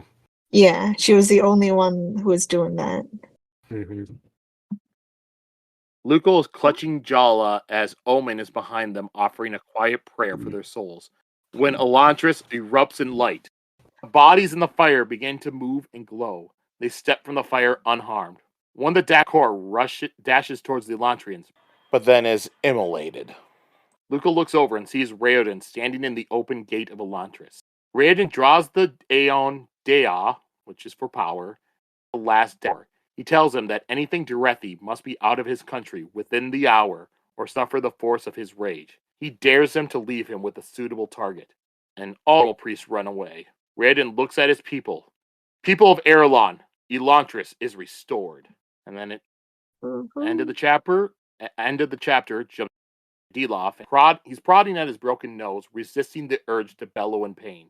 He yells at the Dakor to find them. He knows that he still has 50 Dakor monks, and each of them are worth hundreds of soldiers. Teod will still be his. Anything else from this chapter you two want to go over? Well, just you're trying to tell me Brandon Sanderson doesn't watch anime, but then he has Raoden go frickin' Super Saiyan at the end of the book. Because I knew the Elantrians were so, like, godlike and powerful, you know? I didn't know it would feel like this, where they feel like actual, like, Superheroes. you know, superpowered entities. Yeah. White hair, silver skin. They described that, you know? But to see it, well, you know, not see, but have it described with a character we've only seen as a zombie the whole book is very interesting. Mm-hmm. I always imagined it was like that, all superpowered and Yeah. All right. I guess I'm glad Lukel made it. Once he became a POV character, I never gave a shit about Lukel for the entire book. He becomes a POV character, and now I'm like, come on, Lukel, you can make it. You can do it. All right, so we'll move over to chapter 62. But Sarene and Hrathen are heading towards the docks. Hrathen says they will seek passage on a merchant ship, since those will likely bolt soon. There are several places in Hrathen that don't see a Durethi priest for months at a time, so they can hide there. Sarene says she'll leave her homeland. Hrathen says that Dilaf is a man obsessed. If he stays in Teod, then he will. So if she stays in Teod, then he will. But if she leaves, then perhaps he will follow. And Sarene, she has a weird feeling that Hrathen wants to be with her, but she brushes it off. And Sarene once again asks why he turned against his religion. Hrathen says that he has followed Shu-Dereth since he was a child. The structure and formality of it have always called to him. He thought he had faith. It turns out the thing he believed in was not Shu-Dereth at all. He doesn't know what it is. Sarene suggests Shu-Korath, but Hrathen shakes his head. No, that was too simple. He believes Dareth's teachings. His problem is with Wyrn, not God. This was actually like my favorite part with Hrathen, because I was always wondering, is he going to abandon his faith, his religion, which I think would be kind of lame. So when he is not abandoning his actual beliefs, but he is abandoning Wyrn and the church, I was glad to see he has so much strength of character and conviction.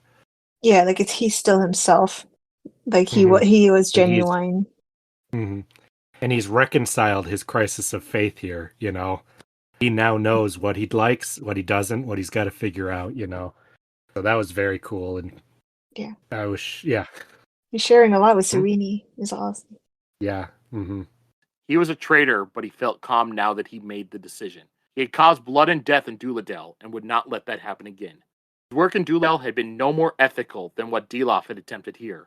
Ironically, by opening himself to the truth, he also exposed himself to the guilt. He knows that now that he follows the truth in his heart, he could die in faith Yadith with courage and pride. And then another good part, because that's true in all forms of stuff. Yeah, the truth will set you free like that. Especially when it's a hard truth you don't want to see. And then Hrathen feels a stab of pain in his side. He reaches down to it and his fingers get covered in blood. He slumps against a building and looks around and he finds his murderer, the priest Fion. The priest he had let go on his very first day in K. Freaking Fion! Full circle. As the darkness closed in... I did not expect that to come back around. As the darkness closed in, Hrathen looked at Sarene's face. She would never know that he had come to love her. It's interesting the way he writes it, that's all there for the whole book, you know, but that he never explicitly says it, the author, you know, the whole time. You love her. Because he wanted it to be a moment. Yeah. I'm so mad. This is exactly what I was hoping. This is exactly what I didn't want to happen, but I knew was going to happen the whole time. Because I'm like, Yay. well, Hrathen has to die. He has to be stabbed. Really? You know, he has to. Narratively, he has to.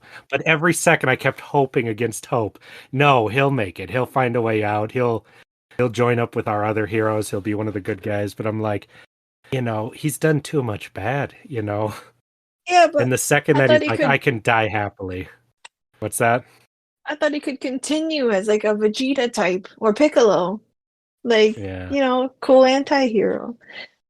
I did not think he was going to be killed. Oh, I thought he was going to be killed from the beginning of the book. And I was devastated to be proven right. But especially once he turned against Dilaf, I'm like, I love this guy, but he is fucked. He's just fucked the whole time. A couple moments where I had a little glimmer of hope. But the second he took off his armor and he's just all this stuff, I was like, he's gone. He's out. Yeah. Like he just is.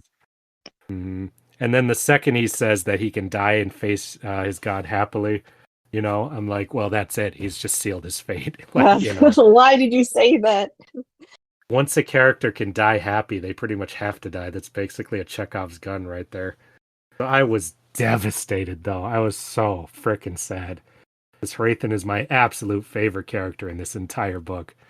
Maybe one of my favorite, pretty high up on my favorite characters of like, all time? any book, Book. Well, all time, that's a hard list, but he's really high up there on my favorite characters list. So I was devastated.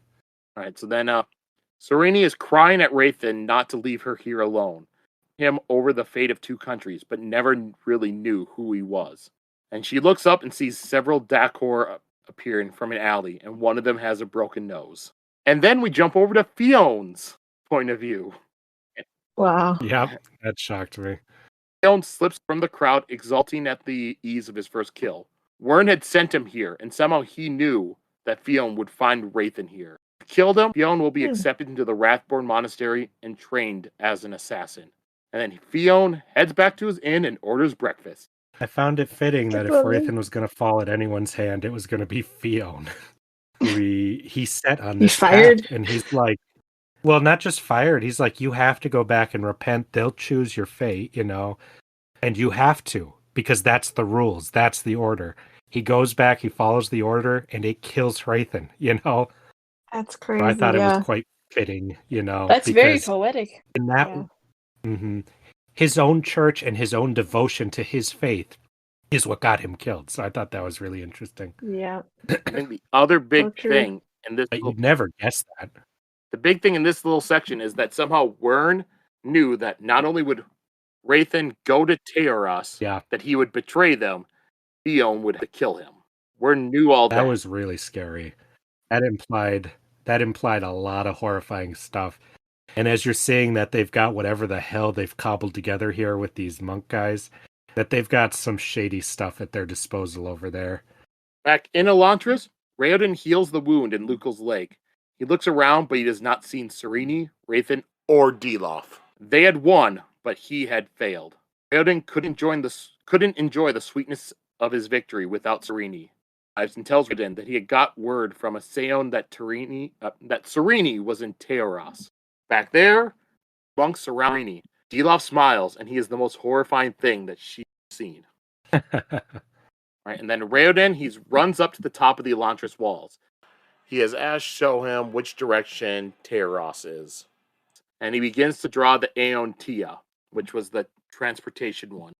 Galadin stops him, saying that's too dangerous if he doesn't know how far away Teoros is exactly. And then Adian arrives, and he's able to tell Raoden exactly how many steps away Teoros is. He doesn't know how he knows, he just knows. So Raoden puts those in his calculations, draws the Aeon, and is gone. And Sarene has her back against a wall. That was just when he's gonna do I know it's like 4 days travel or something. I'm like, okay, I get that this is a book, and sometimes you can badass your way through the plot, like through shitty writing. But I'm like, dude, you can't make it. What the fuck are you talking? I imagine that he was just going to jump forward and like do a whole convoluted thing. So I thought it was so interesting when Galadin's like, bro, you can't do that. It's not possible. And Raoden actually was like, God damn it, you're right, but I can't wait, I really liked that about Raoden. He's not stupid and just like, oh, it'll be fine. What do I care? So when Aiden was able to come in and help him instead, I thought that was a really interesting, nice resolution to that. Instead of just, like, I don't know, in Force Awakens or something, when Han Solo's like, I can jump through the shield in the fraction of a second, that kind of stupid, like, crappy writing type stuff. I was much happier with this kind of thing for something they had set up type stuff. Yeah. Mm-hmm.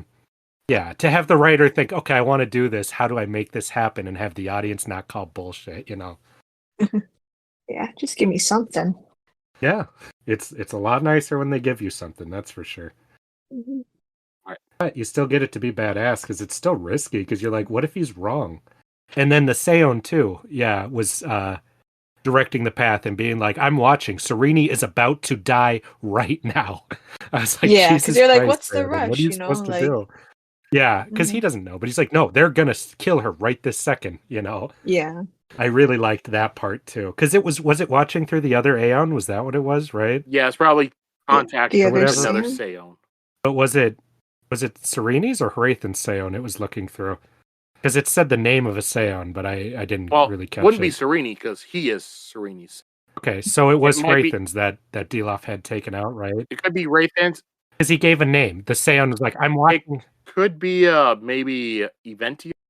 Oh, it could be Aventios too. Because if it was Hrathen's, then that would be scary for Hrathen because he didn't trust them because of that exact thing. If it's Aventios, then, well, even so, he doesn't know Aventio. That Seon doesn't.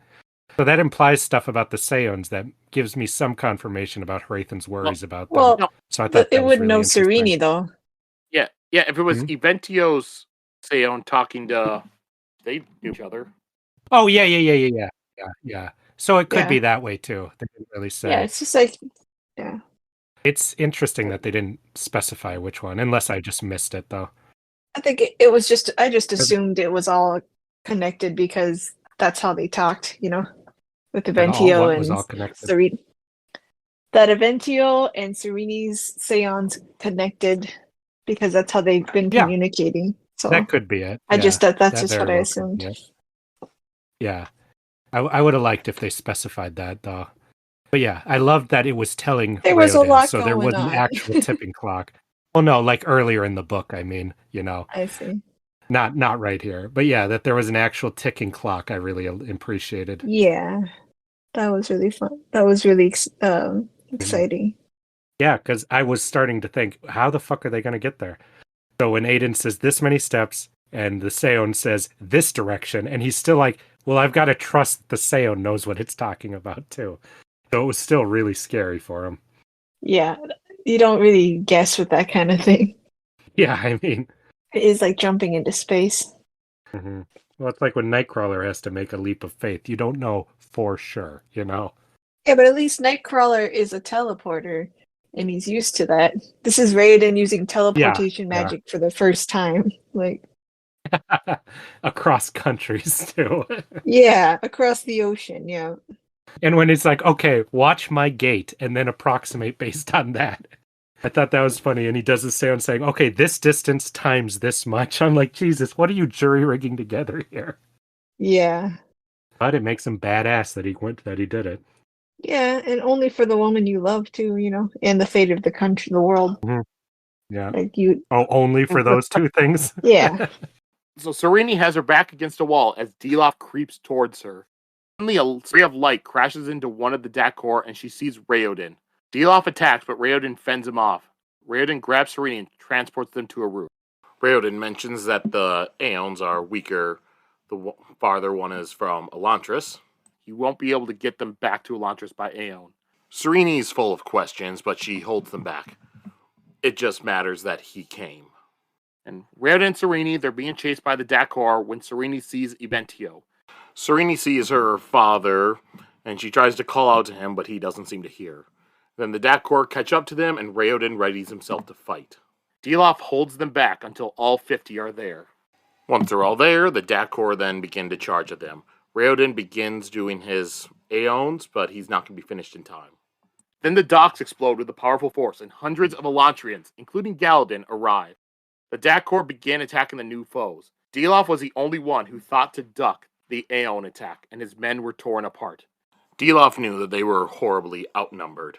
There was still one way to get vengeance on Sarene and the Elantrians, and to fulfill Wern's commands. He runs where he had seen Eventio going earlier. Sarene shouts at Raoden that she saw Dilaf run to where her father went. Raoden chases him and gets tackled by Dilaf in an alley. Dilaf pulls out his sword and slices through Raoden's left forearm. Raoden then has to use his right arm and he draws the Aeon Edo, which makes a wall of light. Dilaf tries a sword against it, but the wall resists. Then Dilaf presses his hand against it and the wall shatters. Dilaf attacks again. Raoden jumps back and the sword misses his chest but still hits his right hand. Now he's not able to draw Aeons with either arm. Dilaf says that the Skays are right, and that Elantrians are not indestructible. Dilaf says that Wern's fleet defeats that after the Warren's fleet defeats the Teo Armada, then he will gather his troops and march on Elantris. And then at this moment, Sarene shows up and she shouts, "No one defeats the Teo Armada." And she strikes Dilaf in the head with a sword. She attacks the sword and she pushes him back, but he's able to block, and his sword pierces her shoulder. Dilaf's about to kill Raoden and Sarene when Hrathen appears behind him. Dilaf swings his sword at Hrathen, but is blocked with Hrathen's arm, which has bones like the Dakor. Hrathen grabs Dilaf by the neck. Dilaf attacks the arm with the sword, but does nothing, so he slashes it deeply into Hrathen's side. Hrathen tightens his grip, and Dilaf drops the sword. The bones in Hrathen's arms begin to glow as he lifts Dilaf off the ground. Dilaf struggles, trying to get out of it, until there's a snap in his neck. Hrathen tosses the body aside and then collapses to the ground dead. No. I'm sad. And this Yeah, way, but he got to. You were saying how Fiona or whatever, his path was set by Hrathen. Dilaf gave Hrathen that arm too. And that killed him. Yep. Gave him that arm and drove him from the monastery too. I'm glad Hrathen has to die, sadly, but he gets to do the three things he wants to do most, which is save the woman he loves, save the cities, both of them, and kill Dilaf. Oh, he has to fall, but he gets a happy ending, which I'm glad for. And faces God with a clean conscience, too. Yeah. Hopefully he has a good place with his God. I do like how, for Dilaf, it wasn't too hard for him to defeat Raoden and Sarene. Because Dilaf, he's had his magic and stuff for decades. While Sarene, she knows how to use a sword, but not up to his level. And Raoden just got his powers an hour ago. So it makes sense they would not be able to stand. He knew to take out the hands immediately. Yeah. Yeah, I like when things make sense and then the thing that makes sense happens. I'm so sick of things that don't make sense happening just because the plot wants them to. Oh, I know. But here it makes sense and the plot wants this to happen because then Hrathen gets the final blow, which is what it wanted to have happen. Weird to see something that's thought out instead of just whatever, fart. Yeah. Mm-hmm. Or things that you want to have happen. They do no work whatsoever to get it to that point. They just kind of force everything there at the end, Yeah, with that kind of writing. They're just like, well, we want it to end up here, so it'll just end up there no matter what happens. Yeah, that's terrible. Galladon shows up as Raoden is trying unsuccessfully to heal Serene's shoulder. Raoden talks Galladon through drawing the Aeon Ayin, and he heals Raoden. And then Raoden heals Sarene. Sarene asks about the Armada, and Galladon says that it looks like they are doing fine. Galladon says that they had gotten word from Ash that Raoden had arrived successfully before they started jumping themselves. Then Sarene declares that somebody's going to start explaining things to her right now. Classic Sarene. Right, anything else from this battle-heavy chapter? I really like when I think it's Sarene, I don't remember who, but is like, Hrathen should be dead from both of his wounds, It's just sheer willpower and maybe whatever a little of that magic is got him a little further. Like he was a dead man walking just enough to snap Dilaf's little bitch neck at the end. Don't call him a bitch. Dilaf? He is a bitch. That was just a callback to every time you called Sarene a bitch or any other one, and I'd say that. Yeah, the battle stuff was quite cool. Oh, yeah. And one thing I'd like to point out, throughout this entire book, Raoden and Hrathen never speak a word to each other. Yeah. You're right. I think it's so funny. Hrathen walks in, kills Dilaf, falls over, and Hrathen's like, what the fuck? Why did he do that? I thought they were friends. Yeah, he doesn't know anything about their He has no idea. Yeah. Barely it all knows who happens Dilaf so is. fast. Yeah. It's really funny that Serene's the one who knows all about that. But then everyone comes in with all these superpowers. She has no clue what's happening there. But it was very badass to have all the, silver super people fly in and save everybody. The last time she saw Raoden, he had just been stabbed in the stomach. Mm-hmm. Mm-hmm. And now he looks different too, right? He's all hot. He's not all hot. He's all magic looking. Yeah, Silver but skin he's like and an white angel. hair. Yeah, basically. like an angel. Mm-hmm. Now I gotta do fan art of that too. On to chapter 63, the last numbered chapter. Begins with Sarene. She's straightening Raoden's jacket. She had preferred white, but it didn't work with his skin tone, so instead it's gold. Raoden asked if she shouldn't be alone in the chapel praying, as that was tradition in their religion. She said that she tried that once, and all her potential husbands have a way of disappearing, so she tends to keep an eye on him. And then Raoden's Aeon, Ayin, floats in and tells them it's time. Yay, Ayin's okay. And then he's healed. It's a long wedding, and Omin is rambling, so Raoden's mind winds up wandering. He thinks about how Galadin had shown him one of the bones from the Dakor. It was deformed and twisted, but looked like there were carvings of ancient Fjordell characters on it. The Dorethi monks had devised a way to access the door. Lukul and the others had talked about Shuda and Ishan, how he had killed the Dakor with his eyes closed, and that also he had glowed when he did it. Raoden was beginning to suspect that there were more ways to access the door, far more, and that one of these ways was in the hands of the most brutal and domineering tyrant, Wyrn Wolfden. And Ayin is floating approvingly next to Raoden. Ayin claims to remember nothing from his time of madness, but there was something different about the Seon. He was more quiet and even thoughtful than normal. Raoden plans to interrogate the other Elantrians. It disturbed him that throughout his studies, readings, and learnings, he never discovered how the Seons were created, or if they were even created from Eondor. I'm frustrated too. I wanted to know that mystery. Well, it sounds like you got a lot of mysteries left over to cover at some time. Probably the biggest mystery I wanted to know. Yeah. Because they freaked me out right at the beginning. Yeah. And then Sarene notices that Raoden's mind is wandering, so she elbows him in the side. After Omin finishes the ceremony and proclaims that the king is married, Raoden asks Sarene if it was everything she had hoped for. You had said you had been anticipating this moment your entire life. It is wonderful. However, there's one thing I've looked forward to even more than my wedding. I was mischievously the wedding night. Sarene is such a dork. Well, it's old-timey time. She's probably, Oh, she's a total virgin. Mm-hmm. Yeah, and that's why she's dorky. Yeah, it's like, little cheesy line to end with it, but I think the levity of the joke goes along with that, clears up everything from being darker earlier, goes perfectly with Sarene's whole character. Mm-hmm. Was she gonna sleep with Royal? Well, would she have been that desperate? No, they talked about that. She said that she did not want to do that with him. Yeah, but maybe get desperate. Royal's like, I don't think I could keep up. Jesus Christ. He said he was saying, oh, they think I can't perform my husbandly duties, so I still got it. That was a joke. No, but then when she talks to her, she's like, don't worry about that, my dear. I don't expect that. I don't think I could do it anyways. After a couple years, and then you find an actual person. Mm-hmm. Yeah, and Brandon Sanderson, he has said that he's a little bit prude. He does like to have his characters married before they have sex. That's not always the case. Well, he's just very religious, right? So that makes sense. Yeah, throughout the stories, that's not always the case, but it is something that, he just, if he can, he'll prefer it to be like that. With some fiction, I think with certain fictions, how the story's written, it works better. As Shukorith intends it, of course. I think with a story like this, it adds to the romance.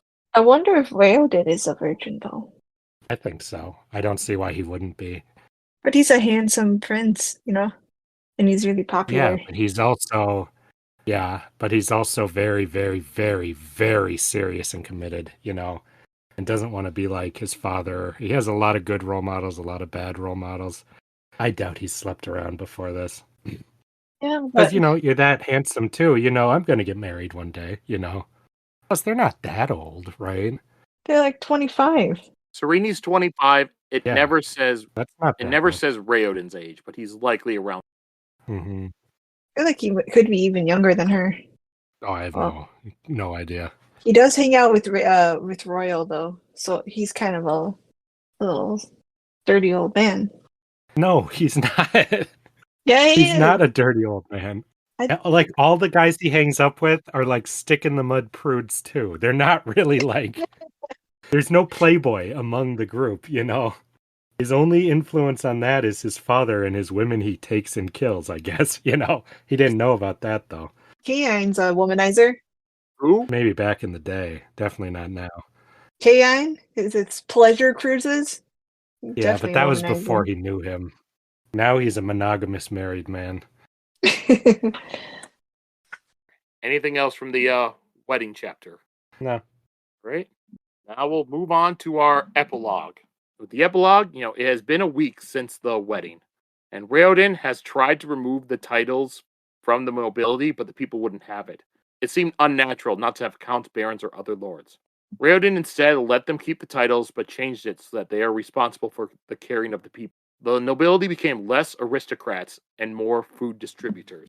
I like that description for the nobility, and when he says as it should have been from the start, that's an actual reason to have some people who are above others, because somebody needs to be in charge of that, I like getting to see a glimpse of how Raoden would rule things, since everyone said he's so great, but we've, only seen it on the small scale in Elantris.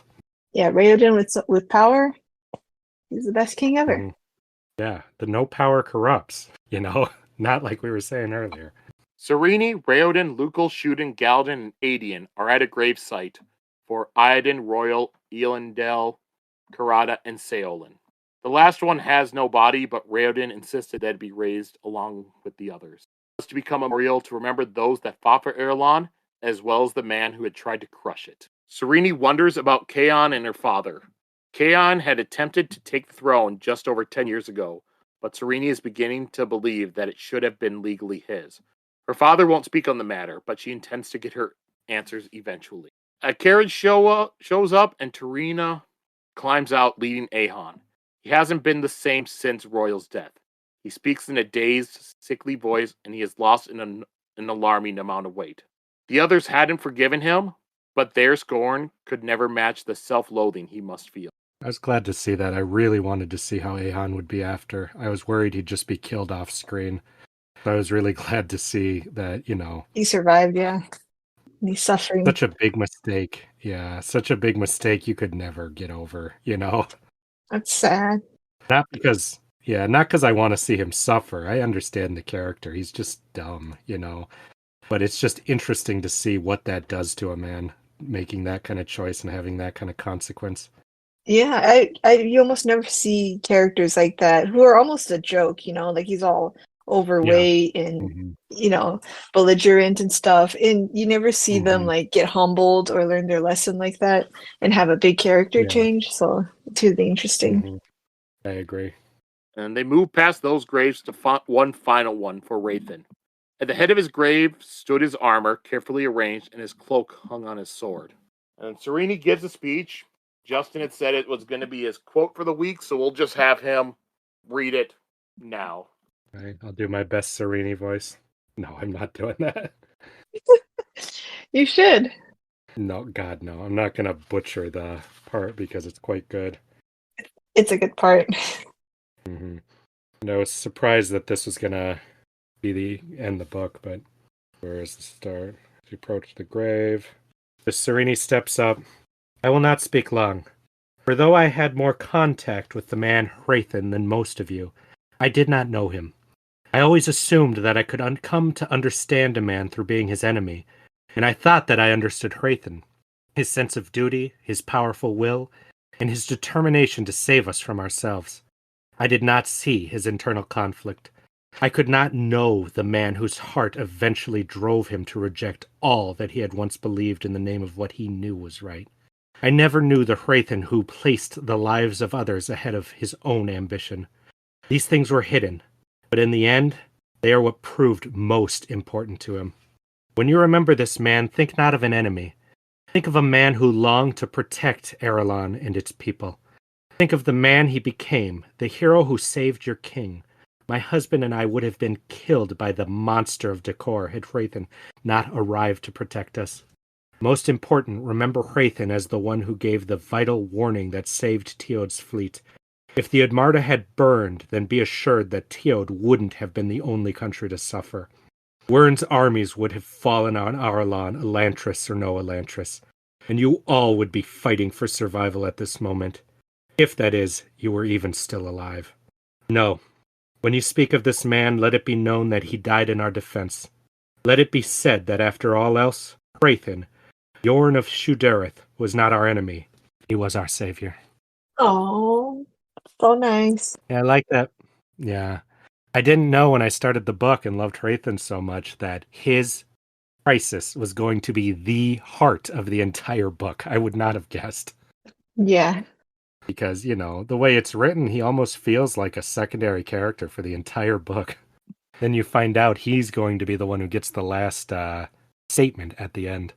I also like the last sentence is, "He was our savior." You go back to the first chapter and Hrathen's first chapter, the first line. None of Erlon's people greeted their savior when he arrived. Mm-hmm. Oh. Yeah, I thought of that too. I thought that was really fitting because that's all he wanted was to save everyone. So that he found a way to do that in the midst of all this. Made fun of him? There were so many moments to make fun of the guy.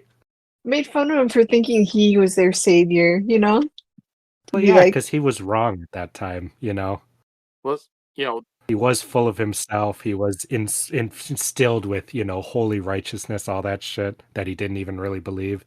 He had quite an arc across this book. Yeah, because remember, early on, I asked you guys a couple times throughout it, like, is he going to be the villain? At first, it's like, no, I don't think so. He'll be somebody that grows and stuff. Then it gets to the one point where, all right, now it looks like he's getting a lot darker. It seems like he will be the villain of the story. But then it's like, oh, no, never mind. It's not. Once he did his fast inside Elantris and came out, it did not seem like he could possibly go this route because I think the author wisely had that seem like his character turning moment just to make you not realize he was going to have another one very soon. He tricked us. Because if Dilaf hadn't done all that, he would have just gone full force on the path he was on and been miserable still, and God only knows how bad things would have been for him. I'm so sad he's dead, but this is the best thing that could have possibly happened to him, It's a mercy on him. Yeah, this would be the happy ending for him instead of Just standing here around like an asshole with all these people? No, I don't think so. Watching the woman he loves bang this handsome angel dude? I don't think so. All right. Anything else from the epilogue you two want to go over? I always believed what you were saying, Shada, that Hrathen had feelings for Sarene, I never thought that was going to be his last thought before he, died, basically. Or our last POV thought from him, basically, Yeah. He loved her. I didn't know that he loved her, loved her. I thought he might have respected and, had a crush on her and stuff. But he really, Yeah, you could tell he had feelings for her, but for him to admit that to himself shows how much he purged that's what it was. all the crap and guilt out of his soul, and he could finally see clearly, Yeah. And I'm a person where I'll go into it more next week when we're doing the whole wrap-up episode. I don't like the fact that he loved her. Oh, really? Yeah. No, it's great. It's perfect. No, I'll go, like I said, I'll go more into it next week with the wrap-up, but that's something that I'm not a fan of in the story. Oh, man. You're going to court some controversy here. I'm ready to fight. Yeah. Well, I'll say why I think it was the correct choice next week. All right. And so anything else in the epilogue you two want to go over? No, I think we covered most of the stuff I wanted to say. So then, if anybody read the normal book, this would be the end of it. If you had the 10th anniversary book, there was a little bit more added in. So like I said last week, we skipped the Ars Arcanum. Next week, I'll read portions of it. There's a couple things I don't want to put out there for Justin Sheeta, but I'll read most of it. And then there's the postscript. First was a little part with Brandon Sanderson talking about how, stuff going on when the book was first published and everything. But the second part of the postscript is like this little extra scene at the end of the credits. So it starts off with Hoyd is sitting near the pool. Hoyd, the guy who was bringing the weapons into Elantris for Sarene. He's sitting near the pool and he takes bandages off his face and takes off his gloves. But he's disappointed to see that he didn't transform. And then a dark sphere that seemed to suck in light and had a ring of symbols around it is talking to him. Hoyd tells him about a story about how he once ate a dead frog and had a realization. No matter how terrible, revolting, and miserable that day was for him, at least he wasn't the frog. I can't disagree with the logic of that moral of that story. That's an interesting way to show a character's worldview without revealing much of anything about him. He's a weirdo, and he also is weirdly wise. And then the little floating orb chuckles, and Hoyd notes that they have a wider range of emotions than he had assumed. And he says there is beauty in every disaster if you're clever enough to find it. The orb says that Hoyd had utterly failed and didn't gain the powers he had promised them he would. Where is the beauty in that? Hoyd says the beauty lies in the fact that there are secrets that remain unknown, and he loves a good puzzle. And then Hoyd drops into the pool and dissolves away. WTF. So one thing I will point out is the little orb he's talking to, that's not a Seon. Yeah, obviously. Yeah, it was weird. Because it was like anti-Seon. It's Brandon Sanderson has said what it is. It's a skaze, is what it's called. Skaze. Earlier, Easy. Dilaf had mentioned it one time, where he said that when he was fighting Raoden, he said the skaze were right. The Elantrians aren't indestructible. Oh yeah. So he said that, and that's what that's what this thing is. This dark sphere that seems to be sucking in light and has a ring of symbols around it. Ugh. An evil I Seon. definitely didn't expect. I didn't expect a post-credits scene. And the other part is like, even though I think you'd warned us about that before, I totally forgot. So that was quite a shock to read. And one thing I want to ask you is, what is the pool? Because we've seen 3 characters go in and dissolve. 2 of them got put in that were not of their right mind, but Hoyd goes in willingly and dissolves. Meanwhile, Raoden went in, but was able to leave because he didn't want to be dissolved. Must be a magical portal of some kind. It's got to be a path to... Oh, shit. Yeah, it's not like a portal how we think, but maybe it's even a little bit like the teleporters in Star Trek. You get all, That's interesting. But, Where you get deatomized and put together. I forget how they say it. It's better than that. Yeah. I think it's got to bring your Raoden just soul didn't to say. either... Raoden just didn't say energize. Yeah. It's got to be, it brings your soul to either another world or a higher world. I don't know which it would be. Like either not a heaven realm, but whatever, the next level up in, I don't know, this world, this universe's cosmology is. Or to a totally different, I hesitate to use the word universe, but other world, Not like a world in the solar system, like, in the fantasy sense of another world. Mm-hmm. Because he just hopped in. He knew exactly what he was doing. So I assume he came here through something like that. I doubt he's from here. That's creepy. Much, You think so? Yeah. He's not from here. I hate things that aren't from a thing, but it's pretending to be like part of it, It's just so creepy to me. But where the heck did Sarene meet him? Yeah. When the Elantrian went in, I got the sense that he was moving on. It didn't feel like he was just going to a mountain somewhere nearby, So I think, some other world, some other realm even. I'm very curious to learn. Was that... You said this was not in the original book, no. So was the part where Sarene talks to that guy in the original book, yes. Or was that added in? Yep, that was in. That was in the original? Yep. That's interesting. Because that part I felt was weird while I was reading it, because I was like, why is so much focus being put on this random homeless guy? Well, it was this person bringing weapons into the city for them. Yeah, but he had a name that I was like, why? I was like, this name seems familiar. Why is he called the thing that happened? So I thought it was funny when the anti-Seon thing says that, and he's like, it's not Hoyd, it's Hoyd. Like that's what I said, Hoyd, with just the I and E different. Oh. You know what? I didn't get that difference in the audiobook. That's interesting. That's true, yeah. Yeah, one was an I, one was an E. There you go, Shitta. Oh, wow. Okay. One's Hoyd, the other one's Hoyd. Okay, I was wondering why you, Joe, were the pronouncing it wrong. And I was like, you usually pronounce it right, but today you pronounced it different. So that's funny. Oh, for this guy's name, you mean? Yeah, because it's Hoyd, but then you called him Hoyd. So I was all confused. Yeah. Basically the same word, just with a very slight difference. So I'm curious to find out about same. this guy. Yeah. Oh, yeah. Very curious. Right. Anything else you two wanted to talk about this whole end of the book? Just that I like that we got a little teaser for Yeah, what you're saying.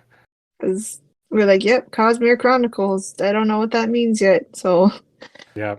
I feel like we're getting a glimpse of what the hell that means, because I can't even yeah. guess. Mm-hmm. I think Because like this story is so compact and specific. So I was like, how are we Mhm. going to get a Yeah. bigger view? Well, you've got the other countries. There's quite a bit if you could flesh out Even still, like between they're all Teod like and Fjordell, conquered at this especially time. Fjordell. Well, yeah, but the way it sets it up at the end, they're also like, there's these other magics in the two, in Fjordell and we're shooting from, what's that place called again? Dula or Jindo. Yeah. Jindo, yeah. Yeah. He's like, there's some kind of magic over there, there's some kind of magic over here, and that's fucked up and interesting. So you've got a lot to play with still, just in these countries we know about, you know. I wonder if Even- we're gonna I follow hope to see Sarene this and again. Raoden. Even one of the maps. I don't know. One of the maps in the front, there's like a little note in the side from a person who gotten the map. This map has severe deficiencies, especially in the northwest, but is the best I could find under the circumstances considering where you abandoned me. Nas. That is such a yeah, that's good. That's such a funny way to cover your ass about making stuff up later and being like, no.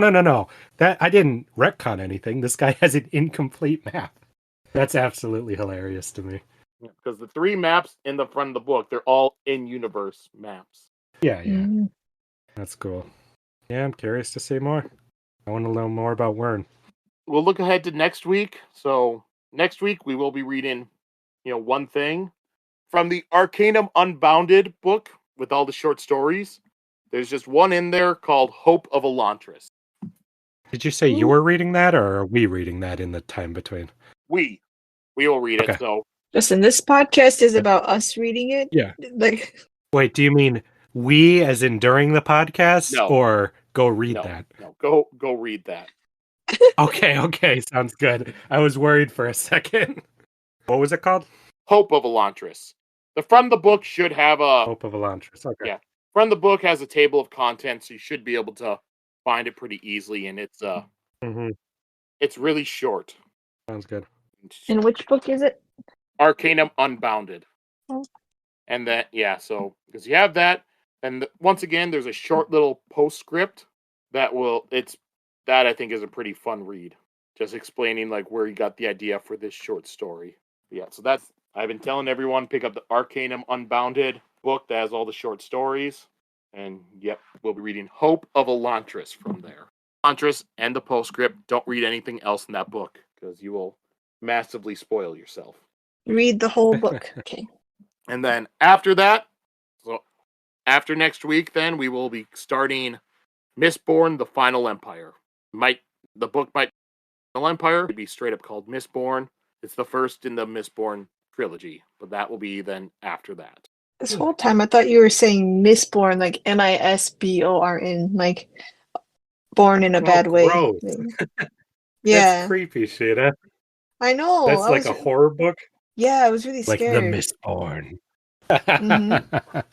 But it's actually mist with a T. Yep. So those of you who bought and read a book called Mistborn, you're reading the wrong book. Yeah. Creepy. I gotta go write that book. It sounds interesting. I'll write whatever the idea I had when I thought of it. Yeah, well, you're good, Sheeta. I type in Mistborn and only Mistborn comes up, so that might be a Okay, bad cool. book to write, because if anyone searches it, they'll never find it. Nope. I found a book, Kindle version, Mistborn by Joe Johnson. What's it about? In a post-apocalyptic world far into the future, 20-year-old Lou is forced to leave the city she calls home when her unthinkable secret is unveiled. Guided by a captivating stranger, the secret of his own, Lou must master survival in a world she never did, all while discovering her own extraordinary abilities. A romantic sci-fi adventure set in a deadly hyper-evolved setting, Mistborn is a tale riddled with struggles of overthrown rationality, dubious social practices, near-death situations, grief, denial, depression, jealousy, and the discovery of an intoxicating young love. Damn, That sounds did like me it and could be Sheeta the write next that book. together? Sheeta, that sounds like you and I wrote a book together. That does. Hey, that is the book that we will write. Rita, all this time, was this just a backdoor plug for your book you wrote? Is that it? Yes, our book that I wrote that already. Oh, I found another book called Mistborn on Give some. Amazon. All right, humor me. I want to know the description of that one too. Okay. In a land where the evil twin is than just a superstition and gargoyles are more than just myth, Marissa must walk a fine line between politics, the church, the supernatural, and her own beliefs to embrace destiny only and fulfill. This one's by Darren Q. Costalds.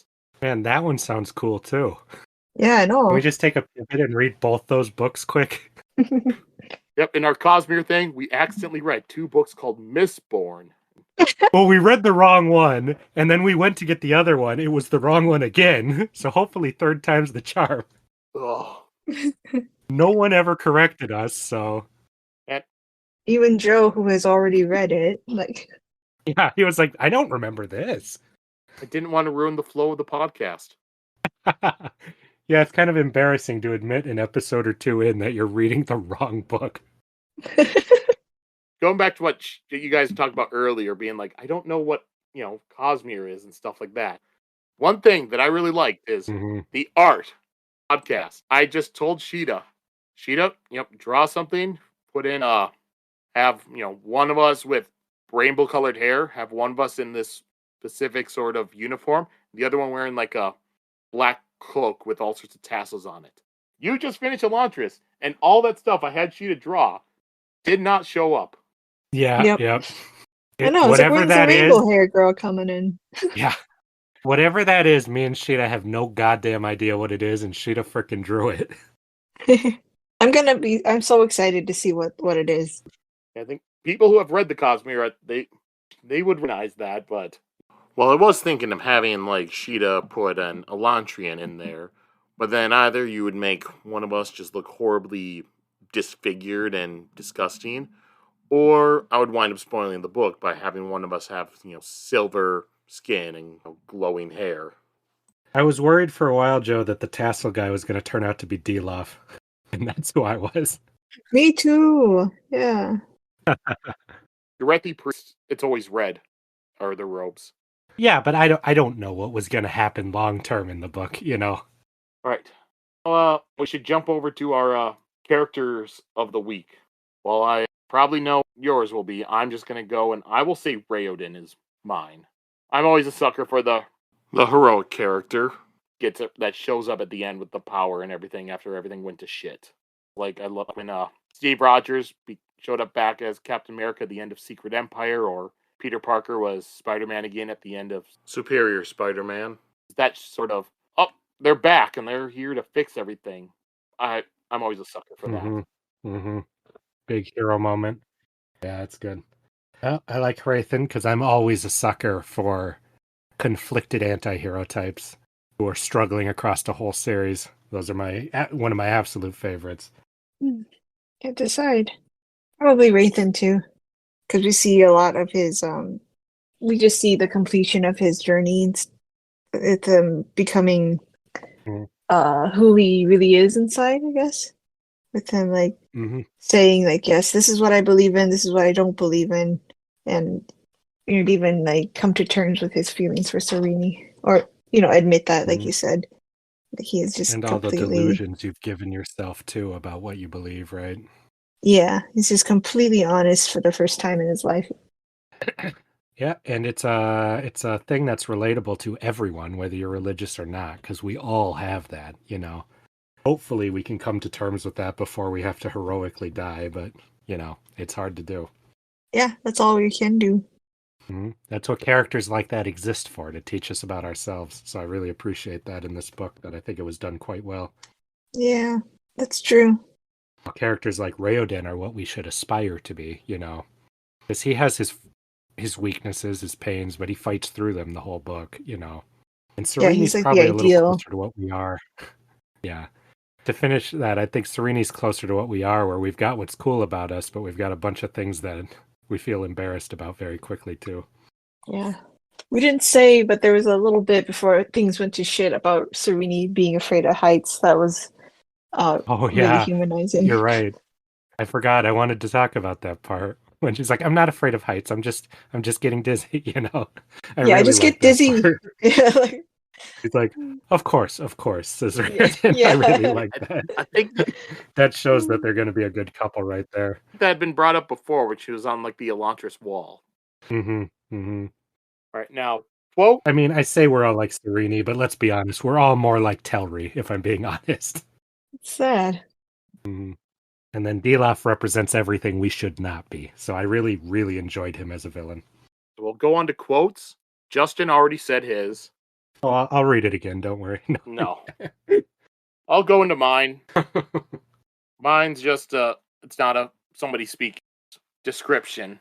The light continued along Raoden's line, which connected to the road. It followed the road southwards, spurting from the ground, continuing in a circle until it completely surrounded the southern city. Its rubble all but forgotten in the 10 years since Raode. It didn't stop. The power shot northward along the road, spreading to coat the great Elantris city wall as well. From there it moved to Kay and the other two ruined outer cities. Soon all 5 cities were outlined with light, 5 resplendent pillars of energy. The city complex was an enormous aeon, a focus for Elantrian power. All it needed was the chasm line to make it begin working again. 1 square, 4 circles, Aeon Reo, the spirit of Elantris. I just think of the imagery of just this moving glowing line going, everything becoming glowing there and just making that Aeon. If they did make this a show, that would be a really awesome scene. Yeah, Chris, that'd a be lot really of parts epic. would translate really. Yeah, a lot of parts would translate really well into being a show. Like it's basically all laid out for you, you know. That's why this I one, really hope they don't, though. if they make if they did something, this would be a perfect one to make into a show. It's not too long. It's easily a standalone. You could just do like 1 10-episode season, beginning, middle, and end. Wouldn't be super expensive to make because most of the big budget stuff would be in the final 2. Stop pitching it. I don't want Well, them to do it. Yeah, let's hope they wait a couple years till they finally purged out all the shit writers from streaming TV. Yeah. Then they can make the show. Well, Sanderson, Yeah, protect it from them. Sanderson also is a bit more to his work. He's not just selling his stuff left and right. He's a lot more careful with who he sells stuff to. That's probably why it doesn't have a show yet. Yeah. I heard D&D are looking for new projects. Give it to them, huh? They just released a show on Netflix. Well, looks like they're looking for a new one. All right, Sheeta, your Well, my quote was the cool, "You should know by now, Dilaf. Nothing I do is for show." That was just so cool. But also like the line. That said a lot. I'll just say, oh yeah, what? That said a lot about the character too, you know, because even we've thought most of him is just for show at this point, even though we've seen him go through these trials and tribulations and take himself so seriously, you know. Just Yeah, because we're it's usually true. seeing him through Serene's eyes, you know, we don't know just how serious and cool he actually is, you know. Yeah, We were a little like Dilaf in that moment. that's true. It's like, I'm sorry I doubted the realness of your armor. I thought it was made of foam. Like, but a quote that I never thought I would have read in the book, that I would not believe if he told me, was Serene fails to fight him and goes, "Oh, I'm sorry," she said. Then Hrathen goes, "No one can be expected to win a sword fight against one such as Dilaf." I was like, what? Dilaf?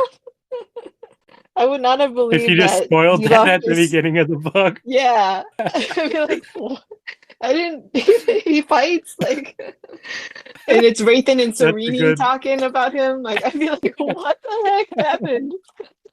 Yeah, you've been like, a lot's happened. Like...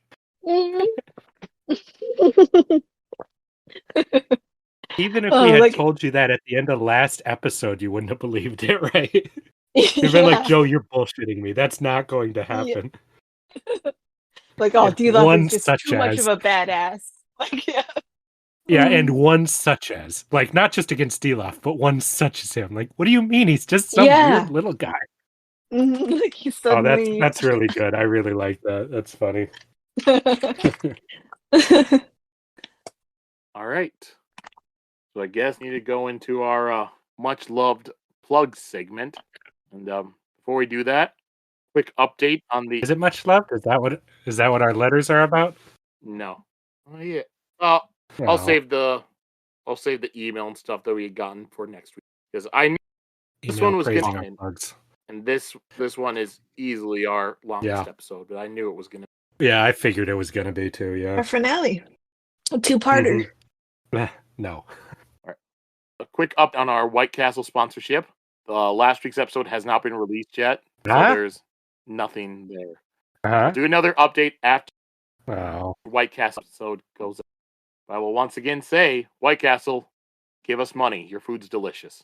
Usually it's pretty good. I every now At and 3 then a.m., the employee's a bit. that's what I crave. Sometimes when the employee is a bit too high, it's not so good. But when they're the right amount of high, it's pretty good. Yeah, just gotta get into that zone and make delicious food. Mhm. My favorite thing, Yeah. some days when our work would have a potluck, I would just bring a crave case. I'm sure you're real popular for that. Some of the people loved it. Other people not so much, but I knew it's like, all right, this person doesn't like cheese, so I'll order 5 without cheese, 5 without onion for this person. Yeah, White Castle, if you sponsor us, I'll design you a good waifu White Castle mascot. That's easily worth at least 50 cents. So Almost like half a slider. So with Hrathen being Yeah. one of your favorite fictional characters, where does he rank in comparison to Nico Robin?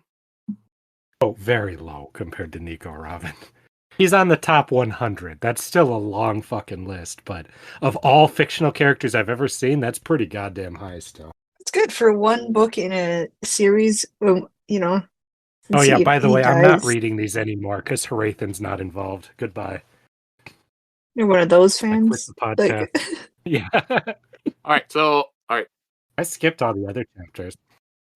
Back to plugs. I only read Wraithen chapters. Okay. Start plugging stuff. I just updated. Okay. I updated I posted something on my art Instagram A couple weeks ago. a couple weeks ago. There's Yep, even a yep, reel. couple of weeks ago. And I you'll- finally actually posted the logo over there. And I'll be there. At where, Shita? At Fida_low. And also, you can look at my new cosplay pictures on my cosplay outfit of the day Instagram, which is mermaid_machete. That's it. You can find me making comics and art at Instagram X DeviantArt. I think there's another one, but I can't remember. At ProfanityBeaver, no underscore, all one word. And if you find that you like those to the amount of, at the very least, $1, you can go give me that $1 to help me fund making more at Patreon. I have nothing personal. If you happen to find an Instagram account out there, there's nothing. I mostly use it to comment on Justin's. But you can follow our show on Twitter, formerly known as Twitter, now known as Key, a most ancient letter. At CosmereChron, CosmereChron. And you can also, leave comments. YouTube, you can leave comments on the episodes there as well. I have noticed some people starting to do that. And if you want to contact directly, I have gotten an email, from fans. We might read them on the show when we have not super long episodes. But CosmereChronicles@gmail.com. Talk about whatever you want in there about the Cosmere. Justin and Sheeta won't read them first. I read them, so they won't be spoiled by that. And then, I don't remember what the last plug was. OnlyFans. You opened one recently. No, that got shut down. All right, nope, we'll go with that fast? No, we'll go with the, what I wanted to say was, the usual stuff that every podcast will tell you to. Rate us 5 stars. Heck, if you think we're only worth 4 stars, rate us that as well. And, But no lower. And, Just give us your honest opinion. No. 4 is the lowest. And then you can leave you and everything. Well, if I can figure out how to find them, I can read them. I can find the Apple ones. I think I just found one on Podcast Addict. I really wish the other place would just give me an email telling me when I got a review. I need to try to hunt. But, yeah, the plugs. So once again, next week, we'll be reading Hope of Elantris from the Arcanum Unbounded collection of short stories, Hope of Elantris. And then after that, we will be doing our wrap-up of Elantris, thought about everything. And then we will also be previewing Mistborn, The Final Empire. Where just like we did with Elantris, I'll be showing Justin Cheetah a bunch of the covers, and they will get that story is about. All right, and that's all we have for you folks today. Everyone, have fun. Toodaloo. Bye.